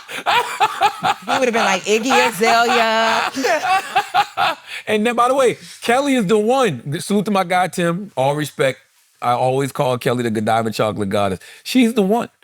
To me. Okay. That's my personal opinion. And Beyonce is mine. Ain't nothing wrong with it. We know. What's wrong with Beyonce? Why is this always hate? Come on. I'm this is the These both my guys' wives, so I'm not even going to have this conversation. Colorism. Yeah, I got to stop this. No, this ain't colorism. I'm just saying, no. That is a colorism. But, yes, it is. But I brought that up for a reason. Though the women that I think are extremely beautiful aren't the industry's standard of beauty. We just saw Kelly Rowland. I was watching the clip the other day where she was talking about colorism and how, what was it? They call it dark skin like clip. Kelly Rowland or something. Yeah, whatever that lyric is. I'll send it. I don't know you number. Yeah, you probably can find it. But no, if you Google it, it'll come like put up Kelly Rowland. It was an interview she did with BBC. So if you type in BBC Kelly Rowland, it was from a few years ago. Because I think of Kelly Rowland, Tika Sumpter. Oh, Janelle Monáe, that's Janelle Monáe literally is like, she floats. Like her skin is flawless, she just glows. But like Loren, she got hair under her arms, so people don't really pay attention to her beauty. You are referring to as colorism. The first time I had a little boo friend, actually his grandmother compared me to the color of a paper bag. And said that I was too dark chocolate for him, and he couldn't date me. And I said, what the hell? I literally was like, what does that mean? And I came home and I talked to my mama T about it. And she said, there's a definition of colorism. And I was like, well, what is it? You know what I mean? It was like that moment. Okay. It affected me in a way where I was just always uncertain of how I looked. It started to define what beauty was to me. Okay. In the entertainment business, it manifested itself in constant comparisons. When it came to like my skin color, I was hearing everything left and right. Well, you know, she's darker, or she's the darkest one in the group, or she's a really chocolate one. I would always hear that. Was there ever a time where you thought, maybe I should try a bleaching cream? I never actually thought to myself, I That's want to do crazy. bleaching Right, cream that as question, much as it was, I just want to be Mariah Shade. Because that was who I was looking up she's to. gorgeous. She's gorgeous. You're dancing around in fields with da-da-da. No disrespect, Kelly look way better than Mariah Carey. Yeah, she does. With all due respect. See, she does. I agree with that. That's crazy. When did she do this? I just saw this the other day. I looked because when you sent it to me, it was a few years ago. What was the year? 3 years ago. Yeah. Listen, man, like I said, everything she's saying, I'm sure is true. I'm 100% positive it's true.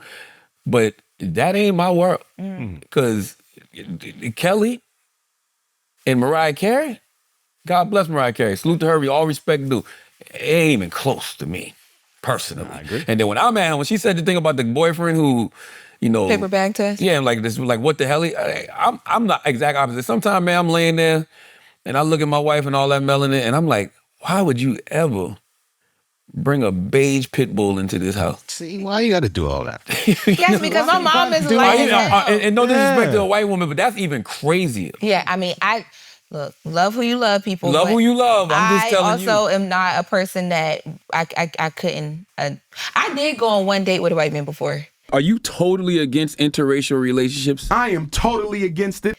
It was one date and he tried to kiss me. He was breathing so hard, and I was like, "This is not for me." First of all, you've been a sellout. You love Travis Kelce. You used to. I thought Travis Kelce used was to cute. lust over Travis Kelce. I thought he was cute. I wouldn't date a white man though, and like not seriously like trying to start my life with the person. The other day on the radio, she brought up the 44 most powerful people in podcasting just to talk about Travis and Jason.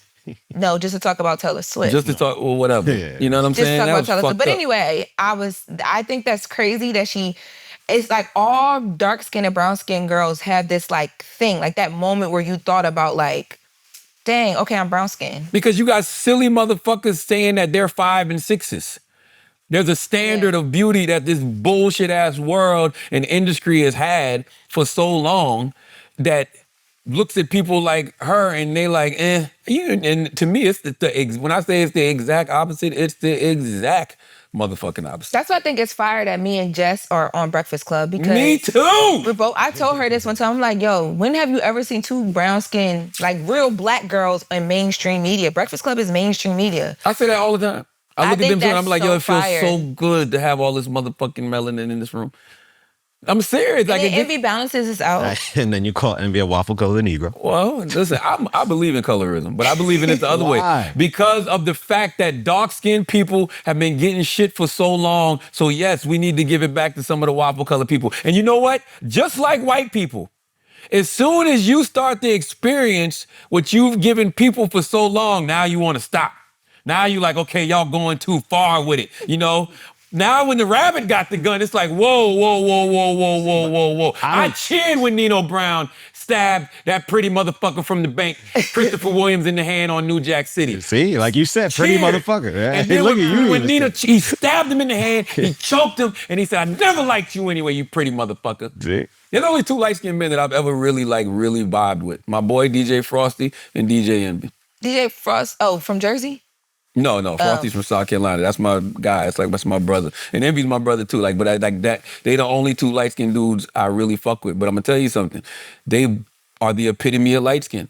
Every single Envy is super light-skinned. what? Yes. Every single stereotype you could think of for light-skinned men, them 2 embody it. He's also the stereotype for queens too. Like matches head to toe, like super queens, get the money, dollar bill, outfit Queens match do the get car. the money. That is true. Like, oh, you from Queens? Yes, I am. Oh, that's why. Envy and Frosty are so sensitive. I remember back in the day, we used to make mixtapes out of Frosty. I salute the Frost. I love Frost. We used to make mixtapes out of Frosty House, man. Nigga, you sensitive. No, I'm not. Yes, you are. I'm sensitive I'm not sensitive. Charla. I'm really not. Like, you think I'm are sensitive? you really I gonna think- let him? I'm serious. Y'all think I'm sensitive? I think Yes. you are sensitive. Yes. I think it's like when you're passionate about, you're sensitive about the people and the things that you love. I'm passionate. Yeah, so when you're passionate I'm not about things, sensitive. you are sensitive about Yes. I want to feel. Yeah. So them. Yeah, there's nothing wrong with that. You're very much like, feel the love, feel the earth. That's because that's took a lot of therapy. I mean, I'm a natural cancer, so I feel that way anyway. But So you therapy just really brought that out of you me make in a fun real of way. envy for being born that way. But I'm not sensitive. I'm not sensitive. I'm passionate, and I'm not gonna sit around and complain too much about anything. I'm gonna go figure it out, or I'm gonna get you. Okay. But see, feeling like you need to get somebody. Exactly. That's not sensitive. I'm Yeah, gonna that's get you. letting No, I'm get gonna get to you because you. you shouldn't have played with me. That's being sensitive. I mean, Shit, don't play. Don't play with me. That's why I be telling people I'm a reformed piece of shit who's done a lot of therapy to try to do better. So don't make me motherfucking relapse. Okay, that's the thing. That's the only thing I be trying to. according to Donald Trump, you still a sleazebag. A fucking racist sleazebag. Yeah. Okay? And I agreed with the sleazebag part. Racist? No. Sleazebag, I can understand why he said that. Damn, Stephen A. Smith said a 7-10 is a better long-term investment? I know he not talking because it's a lot of inches before that hairline starts. wow. God damn. Damn. I hope he didn't say that. And I like man him. alive that would disagree with what I'm about to say. You want a strong 7.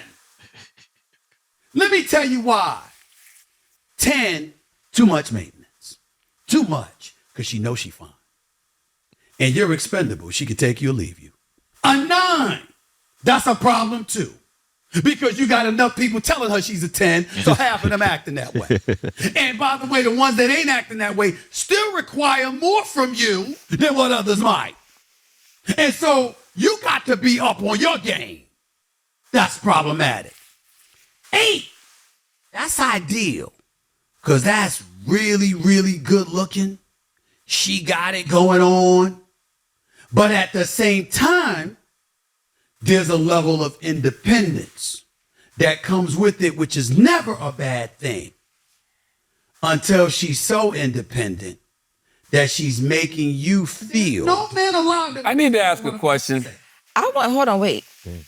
Because I've been giving independent. I'm not trying to give 8 though. I don't want to be independent. Take care of me. I want to shut up and sit back and just be cute. Why? Because I've been working very hard for a very long time, okay? The be cute part is gonna be hard for you. But let me tell you, if you are a woman that's dating Stephen A. Smith right now or dating Paul Pierce, your vagina has been dry since these comments. Cause you like, so that's what you think of me?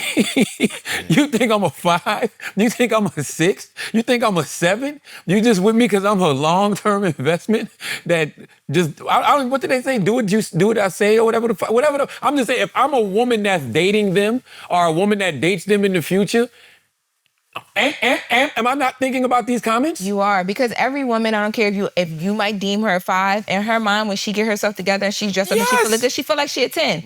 Like, I feel like I'm a 10 every day. This and feel then, like Dame Dash when Dame Dash came on Breakfast Club and was basically like, you a sucker if you got a boss. Because I always felt like, well, damn, if I was one of his employees, I'd be like, damn, yes, that's the way you look at me. This is what this feels like. Yeah. So if I'm a woman that dates Paul Pierce and Stephen A. Smith, I'm like, what? That's how the fuck you see me? You know what's crazy is men say things that they don't want to hear back, because when we as women say we would rather date a man that loves us more than we love them, or a man that is ugly or medium ugly or whatever, y'all get upset. Like, but when y'all say stuff like this, we just supposed to be like, you know what? Maybe I am a 5, babe. It's okay. Like, no, who wants to feel like you're lesser than what someone's actual standard is? If I'm with you, I want to feel like I'm your world because you mine. With you. A man will never Shouldn't care. it go both ways? Because y'all be saying, "Oh, get you a." You said you should go both ways. No, shouldn't it be both ways? Because women do say you should get a medium ugly or medium pretty man or whatever. They do say that, Yeah. but that, you know But what? we don't be saying nothing. A lot of that is generational. Cause we too, getting ahead.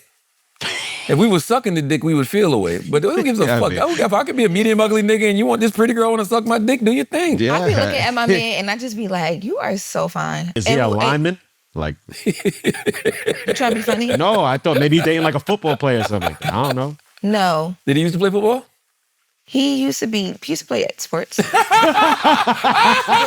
that though. It wasn't that. He didn't play football. What position? He didn't play Offensive line? football. He played basketball. Oh, you play basketball? Yeah. They're haters. We got any more bills? Yes. Let's pay some bills, man. Thank you, Kickoff, for sponsoring this episode of The Brilliant Idiots, okay? I know that we've got listeners who are struggling with credit, so I want to tell you about something that can help you. Did you know that roughly a quarter of Americans haven't checked their credit score in the past year, and 1 in 6 of those don't know how to? This is why everyone should download Kickoff today. Okay, now, I know you've been on a credit building journey. We all have been on a credit building journey. You've probably been one of those people that was told, hey, buy a credit card, charge a little something on it and just pay it off every month to build credit fast. That was the way to do it in the 1900s. Now, Kickoff can help you build credit fast, okay? Users with credit under 600 grew an average of 84 points in their first year with on-time payments, with transparent, affordable plans starting at just $5 a month, no hidden fees and zero interest. Kickoff helps you score big when it comes to credit. It's simple. You make on-time payments, credit bureaus see good behavior, and your credit can grow fast. Kickoff is easy, affordable, and effective. Start building credit immediately for only $1 for your first month. AutoPay helps you build credit while you sleep and never worry about missing a payment. Sign up in minutes from your phone. No credit check, cancel anytime. With over 1 million users and hundreds of thousands of positive reviews, there's a reason why Kickoff is the #1 credit builder on the App Store. Start building credit with Kickoff today, and you can get your first month for as little as $1. That's 80% off the normal price when you go to getkickoff.com/idiots today. That's Kickoff without the C.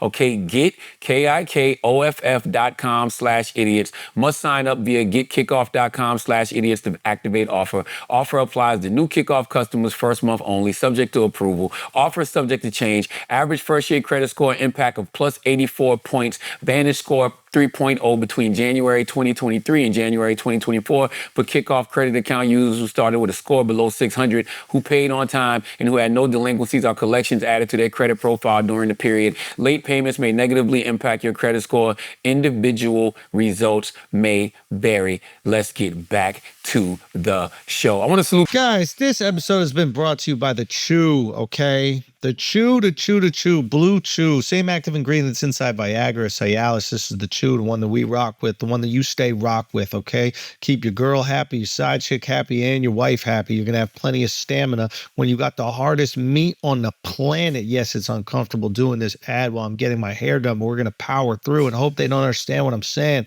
The point I'm trying to make is you're going to get your first month free. All you got to do is go to bluechew.com/idiots. Use the promo code idiots. That's it. You got to go to bluechew.com and use the promo code idiots. Okay. Idiots has got you. You're going to get your first month free. All you got to do is pay $5 shipping. That is a bargain for the best deal you'll ever deliver in your life. Now let's get back to the show. Salute to my guy, Vlad TV, man. I did Vlad this week. I guess it should be out by now. I haven't been on Vlad in a couple of years. Vlad is my man. Vlad comes on Breakfast Club. He's been on Brilliant Idiots. Plus, I've known Vlad since 2003. Mm-hmm. Vlad used to put me on his mixtapes, his beef DVD, CD mixtapes back in the day, because the interviews I was doing in South Carolina. So he used to put me on there. So me and Vlad got a It might have been one of the first times I've seen your face. Yeah. I hear you on Wendy, but I think that's the first time I saw you. That was before Wendy. Oh, really? Oh, yeah, that's when I was doing radio in South Carolina. Yeah, it's like the domino face. Yeah, shut up. That was back in South Carolina. That was one of my first times like getting real national exposure, because the internet had just started back then. So I used to put, it did, man. I know that sounds. What is wrong with you? Mad old. I am mad old and proud to be. Just started. Just started is insane. It did. I did not know. I know somebody who was there when the internet started. Yo, listen. I'm gonna tell my niece that she gonna think I'm old. There's certain people in this culture who were around and utilizing the internet. I remember when it was only 2 hip hop sites. What was that? Allhiphop.com and SOHH. Oh, shout out to Chuck and Chuck Greg, and Grouchy Greg. Yep. Yes. Like Delaware. They were the only 2 hip hop sites. And like Ill Seed's rumor section was a big deal. Mm. So I had a couple of interviews that I got mentioned on Ill Seed's rumor section. And then I had a couple of interviews that actually got featured in the news section of All Hip Hop. I remember it was a Bun B interview where Bun B announced that Pimp C's release date. And that all hip hop ran that as a story. And that's actually how Wendy even started to notice me, because Wendy was doing syndicated radio and she had met me when she came down. But when all hip hop used to start like posting my interviews, especially the more like volatile ones, she would hear them and would shout me out on her show. So yeah, shout out to Vlad, man. Me and Vlad go way back. Let's do some Asking Idiots. Let's do some Asking Idiots. We got any? We solicited for some for Big Low, LL Cool Bay. Oh God. Ooh, DJ Mike Torch _ says, Charla, what has Loren taught you in her time at the Breakfast Club? That is a fantastic question. And I'm gonna tell you why that's a fantastic question. It's a fantastic question because when you've been doing radio or any of this as long as I have, that is your biggest flex. And I've always said that. I like to throw more assists than I do score points.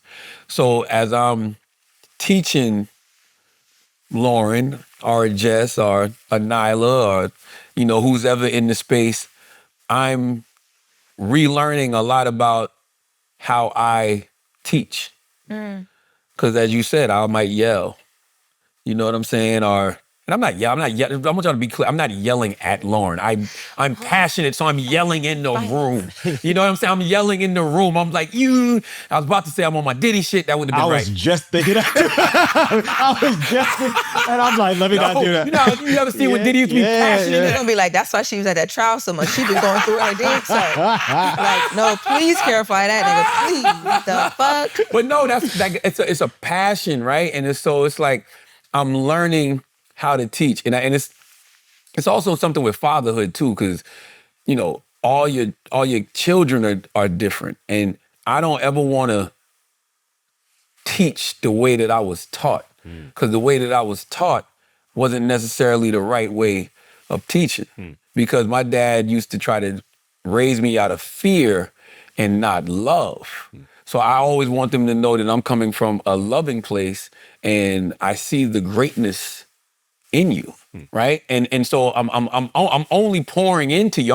I wouldn't waste my time pouring into somebody that I don't think could actually be great. I'm pouring into you because I actually want you to be great. So if you ask me what's the thing that I've learned the most, it's about how I have to learn how to teach in a way that what I'm saying is being received, and to not man, this is also something I'm thought about, to not do what other people did to me because it made me cold. Like the way the Wendy Williams of the world are like old program directors in South Carolina, who I'm not gonna say their name because I said their name the other day and they thought it was so good. Like, shout out to my guy Ron White, C93 Jams, South Carolina. He was the person who put me in position. But no, I will say the name. He was a terrible programmer. You know what I'm saying? Like the way his method was, like it was yelling, it was screaming, it was, punching doors and all types of stupid shit like that, right? So it's like you don't want to be that. You know what I mean? Like Wendy would straight up tell me either do it the way I said to do it or get the fuck out type shit.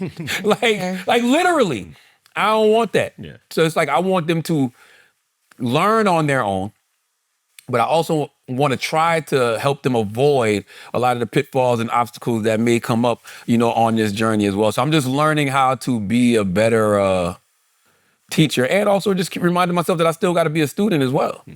Because the way that they're coming up and the way that y'all are doing things is completely... It's so different. Different than how we could go came like up. this. I think about that all the time. It's like this, it could all be like, you just like messed up so much. Yeah. And it's actually not even fair to you or fair to a Jess, because y'all don't get to learn the way that we get to learn, but also y'all are coming on a platform that's already huge. So fuck ups that happen, Envy ain't gonna get the blame like that. No. Charlamagne ain't gonna get the blame like that. They're gonna look for who the fall people are, and they're gonna point to the new individuals more so than anything. That's not fair. We got to fuck up a lot on the way coming up. Like, we didn't just wake up and become this Breakfast Club, huge platform. Like, we grew over the past 15 years. And a lot of people have seen our fuck ups along the way, but we were allowed to make mistakes. I feel like they don't give y'all that grace. Hell no, especially me. People still trying to figure out, well, what is it? Why is she here?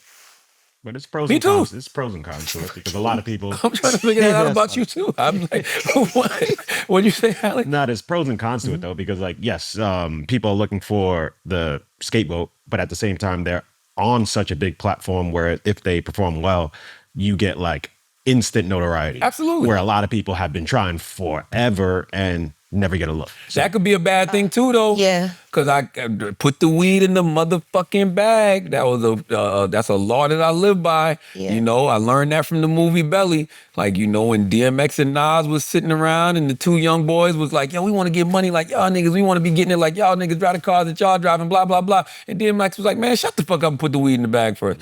There's, in a lot of ways, they're still going through their put the weed in the bag phase. Because you can have all the success in other places. Jess has had super success as a comedian, right? She's a super successful comedian. Loren has been super successful as a senior news producer at TMZ. This is a whole new game. This is fucking radio. Like, It's so different. So you got to put the weed in the bag. You got to, get right at this. Like, you're still a newcomer to this side of the game. Oh, I feel like, and it's so different because being in a newsroom, you have a lot of different things working. Like, you got producers that are like giving you, they're in your ear, they're like, everything is caught. Mm-hmm.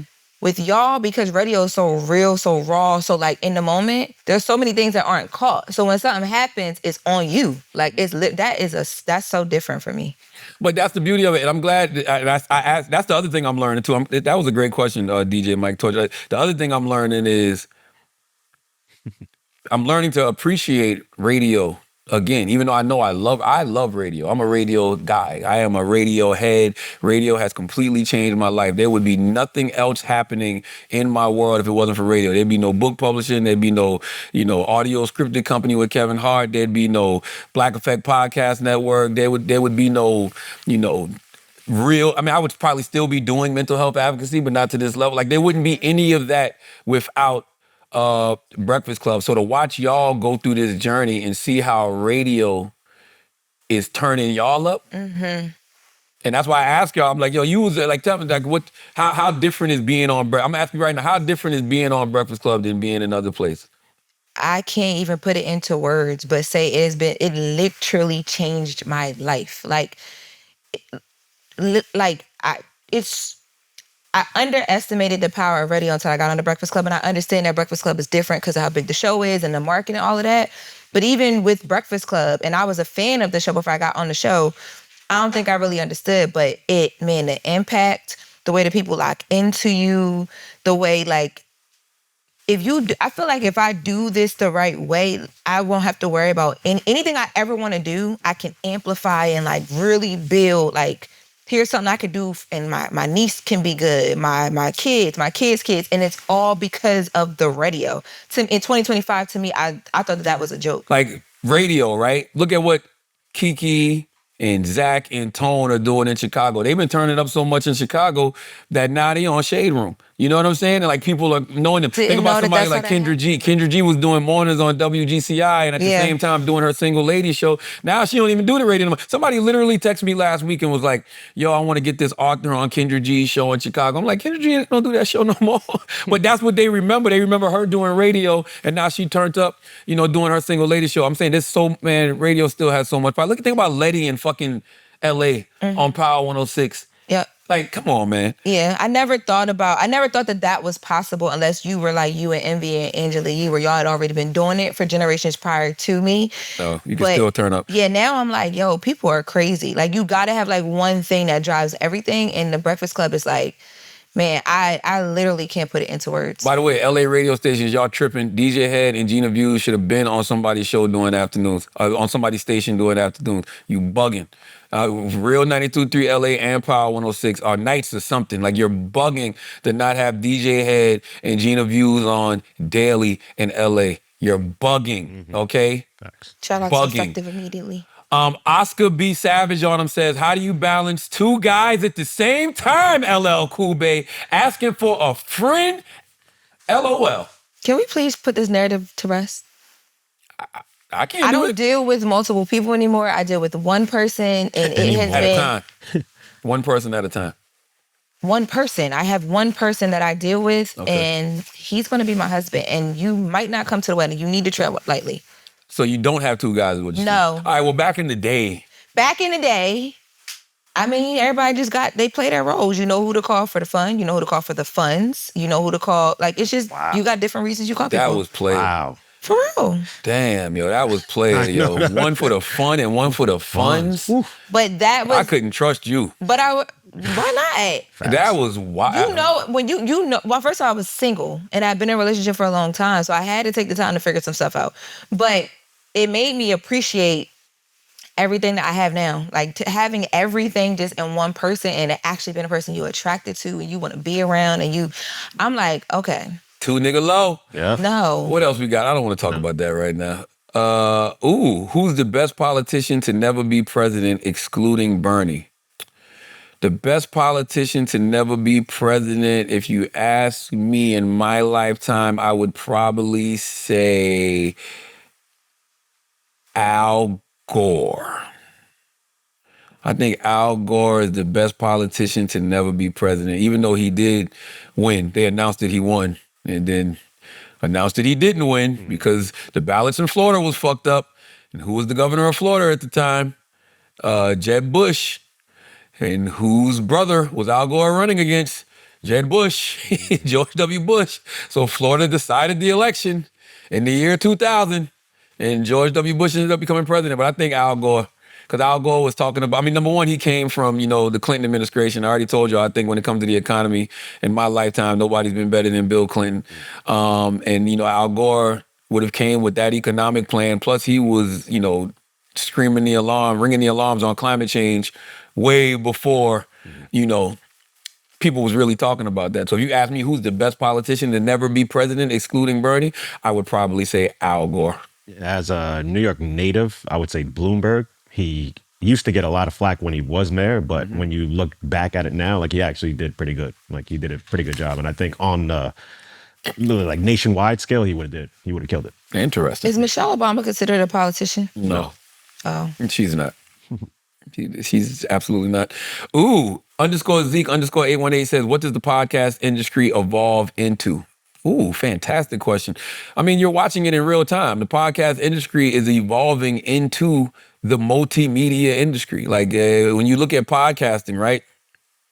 Started off as an audio platform, but now you got to have a video component. And, if you look at what things like we're doing at the Black Effect, I don't know if people know, but here in New York, we have something called Black Effect Weekends where we take, some of the best moments, from podcasts and put them on the radio. That's something that I've been screaming that these radio stations need to be doing for like the last 8-9 years. I always felt like, I grew up, man, with listening to Golden Girl in Philly doing overnights, listening to people like Cherry Martinez doing overnights, and they all had like a sensualness about them, like a sexiness about them on the radio. And I'm like, well, nowadays you could put Decisions, Mandy and Weezy on. You could take clips from their podcast and put them on, 12 or midnight, 2 in the morning. You could take Poor Minds podcast, put them on, 12 to 2 in the morning. I grew up listening to the throwback shows on Sunday. You could still have a throwback show now, but why not add Drink Champs? As well, why you got the, person playing the music. Also, the podcast industry is going to evolve into these people in the podcast space, creating things like movies. Like Theo Von is filming a movie right now. Yep. You understand what I'm saying? 85 South Show, they about to do a couple of films, right? Like, so it's like these people who have these built-in audiences. I was just talking to somebody about this. This is an OG veteran in the music industry, Tommy Mottola. And Tommy Mottola was saying how nobody has built-in audiences except for the personalities now. Like the podcasters, like the person, like they have built-in, there's people that tune in to Brilliant Idiots every week. There's people that tune in to 85 South Show every week. Like when you look at somebody like Mel, look at what Mel Robbins has done this year. Mel Robbins sold 6 million copies of a book called The Let Them Theory. There's 2 things niggas hate, reading and accountability. So y'all don't understand how powerful books are. To sell 6 million copies of a book, That's crazy. it's game changing. People have to pick up that literature and read it. And to some people, that book becomes their world. It becomes what they live by. So to be a woman named Mel Robbins, and then gender has nothing to do with it, but to be a person, to write a book that sells 6 million copies, like, I see what my books do for people, and I ain't never sold no 6 million copies, especially not in no one book. Like, so the podcast industry is literally going to evolve into multimedia. If you're doing your podcast right, it will evolve into you being able to do various things on a multimedia level. Movies, it's going to be the new content for streaming platforms because everybody has all of these back catalogs of, all of this video that we've been shooting. It's going to be books that people can publish. Me and Kev, we've been doing the audio scripted podcast thing. Matter of fact, you can go download one of our newest release is Kingsland, starring Winston Duke. It's on Audible right now. It tells the story of Black people actually getting reparations in the community that we build because of that, called Kingsland. But it's also a murder mystery as well. So go check that out. I mean, look at everything that I'm doing. Everything that I'm doing with radio. When you ask me what does the podcast industry evolve into, I would answer it the same way how radio has evolved, at least in my career, into all of these different things. What was the one before that? Oh, Mr. Derek Jr. said, how has working together helped you to grow? I kind of feel like we kind of answered that one already. I didn't answer mine, though. Oh, go ahead. Go ahead, Loren. I'm sorry. I think the biggest thing recently that I've realized is being able to listen and take direction. I always thought I was great at that. And then I got into a new space where I'm used to being in control of things, and I can't control a lot with radio because it happens like this. And there are times where, like, we'll go back and forth, and after I'll be like, he was right. And I'm like, one of the things I don't want to, and it's always things that are like savable or like, okay, I can reapply that later. And I was telling myself the other day, because Babe was like, you be a little defensive sometime. And I was like, Charlamagne be telling me that. So maybe if you saying it and he's saying it, maybe it's a thing. So I started like diving into that. So I learned that like. Oh, so you're difficult. Very. I'm not difficult. I'm just. Not difficult, defensive. I'm not difficult. But you don't have a dad. Okay. Makes sense. I don't know if it's the dad thing all the way. It is. I don't think so all the way, because I think even like I know people with two parents in the household that I would describe as defensive, or what I think is defensive. I think a lot of it is I've just had to figure out this space on my own. My family, nobody understands what I'm doing, so I've always had to be very right about me, the decisions I make. So when you come up against somebody like him who's challenging and questioning everything, it's like, yo, I'm here because I know what I'm doing. But at the same time, I've had to learn, I don't want to be the person that is like, I know what I'm doing, because I want to go to places where I don't know what I'm doing, because I want to hit new heights, you know what I mean? So I've learned that sometimes I do need to sit back, relax, and just allow I need to be taught. That's what I told her today. I'm like, yo, if somebody says shut the fuck up, that don't mean I'm not talking to you per se. What I said is sometimes you need to learn to shut the fuck up. Alex, there's a difference between telling somebody there's a difference between two saying, different things. Sometimes you need to learn to shut the fuck up and saying, yo, Loren, shut the fuck up. I'm not telling you to shut the fuck up. I'm just saying, Loren, sometimes you can be a little defensive and you should be listening instead of talking. You just told me shut the fuck up. Like, you shut the fuck up. But that's what you hear. That's not what I mean. Like, but sometimes you need to shut the fuck up and just that's it. Take it in. Our relationship is going down the drain so fast. No, you told me shut the F up. You told me my hair look bad. You said you don't like brown skin women. I was cool. I mean, not that I like care in that way, but it's like I be repping for my sisters. You did say Bad Barbie looked better than Kelly Rowland, which was crazy. Oh, that's crazy. Yeah. Why would you ever do that? I'm really beginning to judge you. No, stop it. I'm gonna shut the fuck up. What else we got? You came at Let's do a couple flagrant more. a little bit, but it's all right. CTG, that's a good one. What the heck? The 13 says, CTG, what other radio personality name did you consider? None, because my name was Charlamagne before radio. Like, I was calling myself Charlamagne in Moncks Corner, South Carolina. Like, I used to rap. So, and then wasn't it something Van Winkle? Well, that was my rap name. My rap name was Dizzy Van Winkle. That's what I'm saying. We always had nicknames already. Like, we had nicknames. Dizzy Van Winkle, who watched the internet start, is crazy.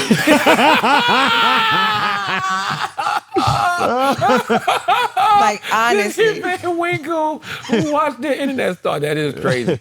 Kel_hot tie says, if there was one thing you could change about your personality, what would it be? Mine would be my ability to shrink. I think sometimes it's good to know when to play your role, but sometimes I think I'm so good at being able to do that like I don't like you don't get certain things from me. And then after the fact, I'd be like, dang, I wish I kind of like didn't. I don't see that. I mean, it depends. Like if I'm comfortable or like it depends on what's happening. Like, but I do notice that about myself. Like, yo, and I think that has probably come from my household. Like I'm used to being in the house and it's so much going on that I just have to like let it happen and figure it out on the back end, like solve the problem. I don't have time to be a personality and people care about what I think because life is real. Charla? I mean, I've thought about this so much. I mean, these are things that I talk about in therapy. I think for me, it would probably be when I say fuck you, I say fuck you, and I can say fuck you like that. And it can be somebody that I love dearly, somebody that, you know, you've been with me forever, like family members. Like when I'm off you in a real way. And sometimes it's warranted and sometimes it's not. But I also, the reason I'm like that is because I want to be the adult that I needed as a child so bad, and I want to be the person that I needed as a child so bad that when I love hard, and I pour a lot into people immediately. Me too. My wife tells me that all the time. Like that's why my wife is the way she is, because my wife is the one that's super guarded, walls up. We ain't fucking with none of these people. Who the fuck is this? Blah blah blah. Like, nah, don't bring these motherfuckers around me. I don't want to be like that. And Dolly's the same way like that. So that's why I'm glad I got those two pillars, because both of them keep me protected from a lot of bullshit, because I would be the person that like, yeah, come on in.